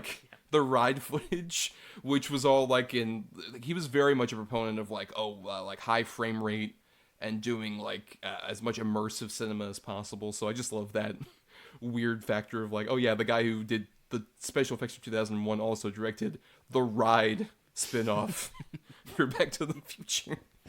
Wild. He died in Albany. What was he doing up there? You never know. But enough about that. Bryan, what's your recommendation for Between the Lines? My recommendation, I'm also going with another. Yeah, I would categorize this as hard sci-fi movie that came out the same year as the Andromeda Strain, from a little guy called George Lucas. I'm recommending THX 1138. I really, really adore this movie. I think this is an absolutely phenomenal movie, where, if anyone doesn't know, it is George Lucas's directorial debut, and it is set in this dystopian, totalitarian society where humans are basically drugged to get rid of their emotions, basically. And they stay sedated, they work. That's actually all they kind of do. And Robert Duvall is in it, along with Donald Pleasance. And, we talk about the prescient nature of the Andromeda Strain, and I think THX feels incredibly prescient still to this day, where, one of the lines that, the announcer kind of says is, work hard, increase production, prevent accidents, and be happy, which, if there's any other way to describe, the current capitalistic hell we live in, I think that is it. But also, I think, I think, Thomas, you and I have talked a lot about George Lucas, and specifically just, how weird it is that he directed a movie like this, which has a lot of visual elements that you look at and you go, oh yeah, I see how this guy made Star Wars. But this movie is so much weirder and stranger and more cerebral, and you hear about, for example, Francis Ford Coppola and Steven Spielberg, the way they talked about George Lucas before he made Star Wars as oh, he was really weird and really experimental, and he was kind of the more experimental guy out of the whole group of all of them. And you really get that with THX, where just the rhythm of it, just how it starts and how it brings you into this world, is so bizarre and so weird and so much more strange than you would expect from the guy who made Star Wars, right?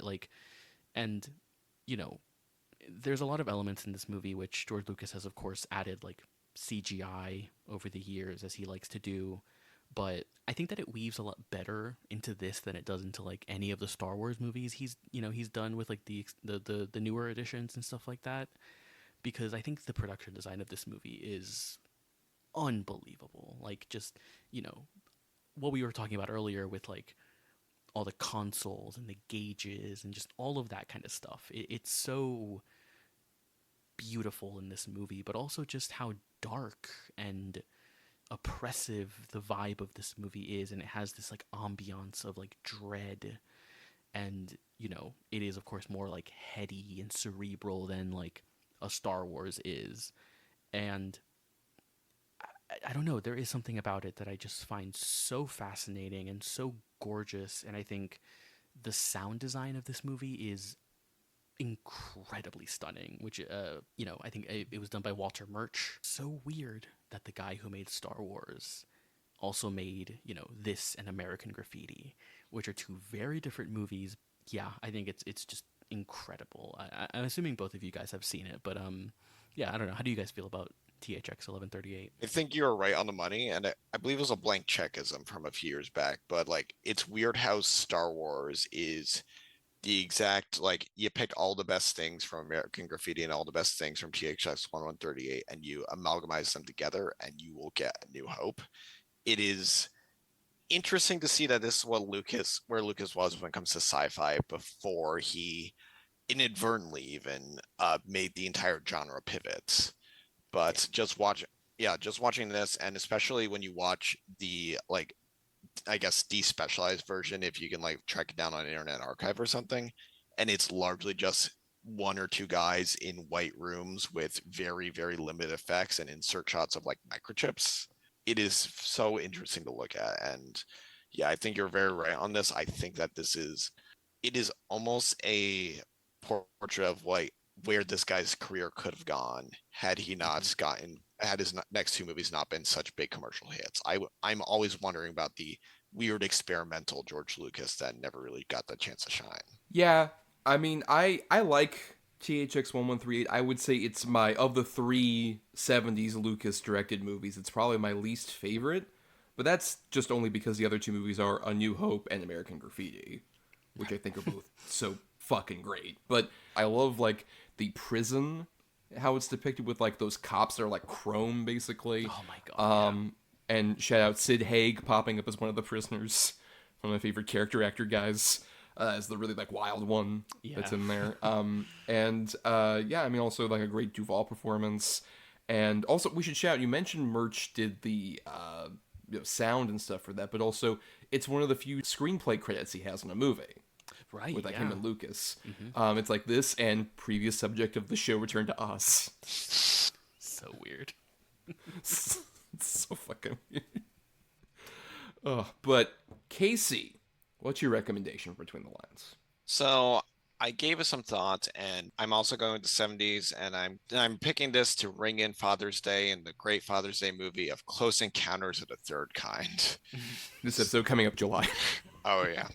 I don't know. Well, it's recorded the week after Father's Day. So, anyway, Close Encounters is a movie I saw as a kid. I thought it was okay, and I watched it again last year after Jordan Peele's Nope, and I realized like, oh, there's something so keyed in about Richard Dreyfuss's obsession in this movie that I don't want to say found relatable, but I found it so compelling. Just the being in a spot where you're like he's just driving on the road and he sees something that changes his perception in such a way where he can't get it out of his head. The moment you see the lights coming up and you think, oh, is that an alien? And it's a card passing by, and then it happens again, and then it rises, and then the first time he sees something that might be alien, that's like, oh, I get why this would have this effect on you, and I get why this is becoming this for you, and all the other people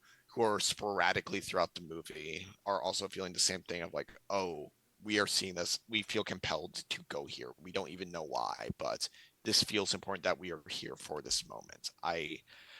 There is a strong argument that this is actually the best Steven Spielberg movie. At the very least, this is one of those times where it's like, oh, there is a passion in this movie here that like this feels like something that is, you have something on your mind while you're watching, like in your heart while you're making this. And I think that this is terrific. I think that he gets a terrific performance out of Dreyfuss, out of Francois Truffaut, out of Terry Garr. I think this movie looks good. I think it sounds good. I could watch the Devil's Peak bits for 6 hours at a time. If movies start referencing it, I start feeling emotional. Like the bit in Asteroid City where they make contact. That is maybe my favorite scene in a movie last year, a year that had a lot of great movies. Yeah, it's such a fucking bummer that Richard Dreyfuss is who he is. Because he's such a great actor, like in like Jaws and this, and even there's like a lot of great 70s movies, there's a reason why that guy kind of became an it guy around that time. And I believe this is the same year where he wins the Oscar for Goodbye Girl, and he's like the youngest person to win Best Actor at that time, until I think like Adrian Brody, like a while afterward. But he's amazing in this movie. Like the whole "this means something" thing with the mashed potatoes and shit like that.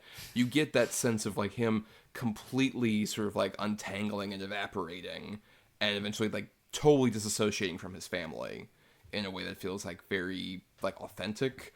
But I mean, like the scene with the kid as like the spaceship comes by, that shot is like so iconic for a reason, and an amazing score for John Williams as well. That main thing, they're like dun, dun, dun, dun, dun. Like there's a reason that's like really evolved and like grown with people, but also just real fun stuff. Like it's oh god, isn't it is it Bob Balaban, right?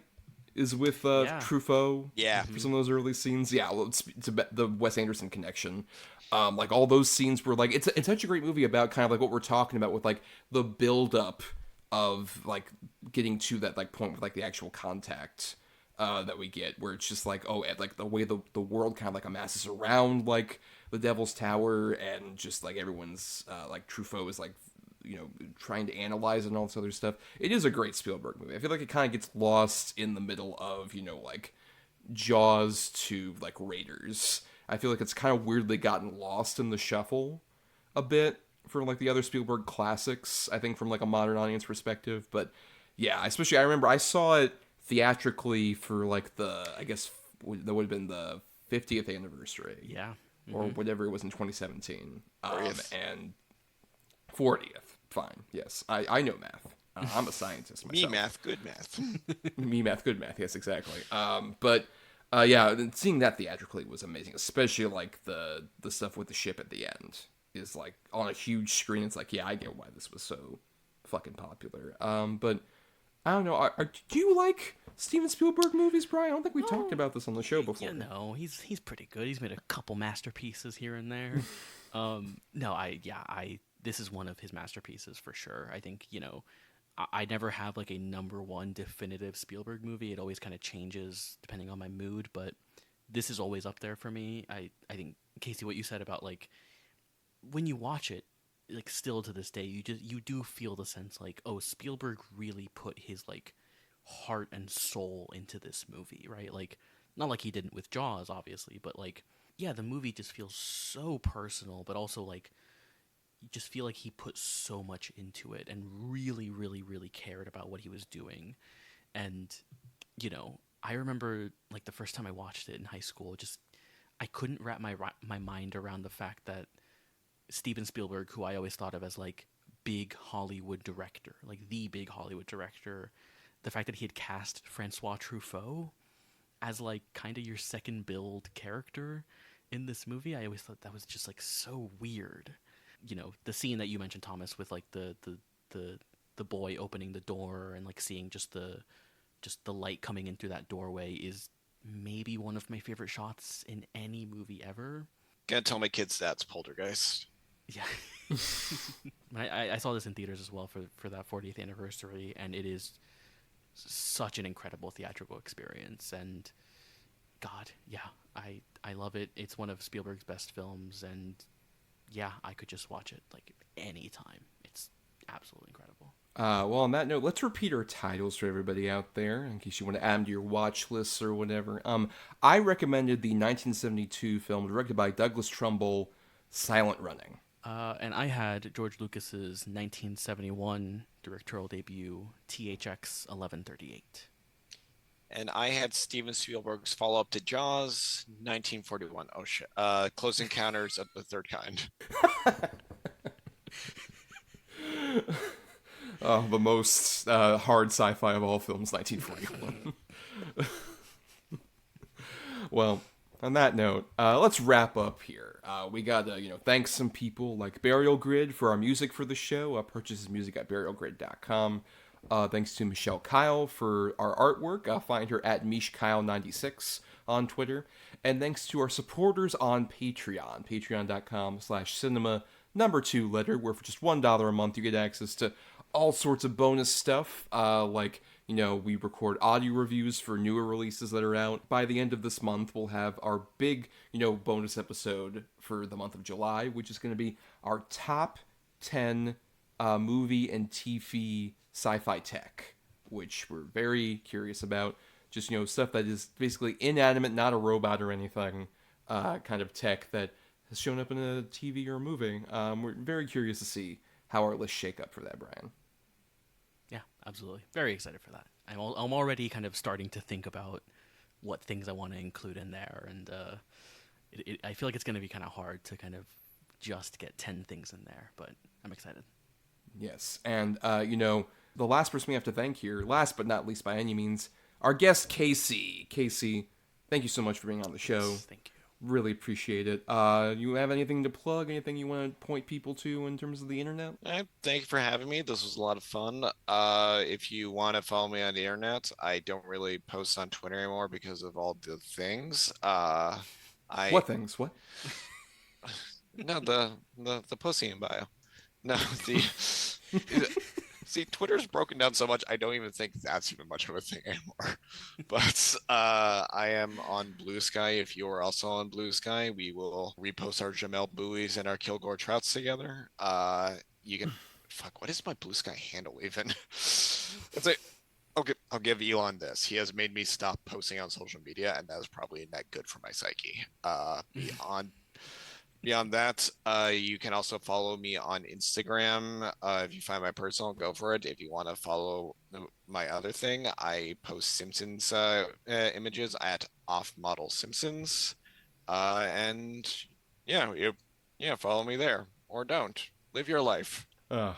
Well, sincerely thank you, Kaycee. I definitely wanted to have you on the show. It's a shame it took a year, but we're definitely glad you were on, and we'll definitely have you back on in the future, in our deep dystopian future. Like I said, all 4 of the options that you gave me, I thought I would do all of these. This sounds so cool.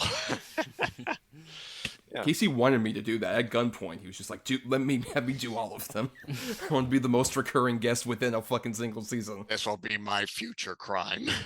But for more of us, you can find us on whatever Hellside social you peruse. If we're there, we're at Cinema #2 Letter. And you can also find me specifically on Twitter and Letterboxd at NotTheWho'sTommy. And I also do some writing occasionally at film-cred.com. Yeah, and I also, like Kaycee, don't really post on Twitter that much anymore, which is probably for the best. But you can still follow me on there. I will pop up every once in a while at BRYANDRADE and the number 3. Or you can follow me on Letterboxd, where I'm more active and actually do stuff on there. But yeah, follow me on there. Oh, shit, I actually forgot. Yeah, follow me on Letterboxd at the Kaycee. Yes. Well, if you like my dumb joke reviews that are on Letterboxd, Kaycee has better ones. I think you have better ones. Oh, stop. No. I have some good ones. I went back to my looking at sci-fi movies I rated earlier today. I looked at my review of Attack of the 50-Foot Woman, and I said, she's like 23 feet tall tops.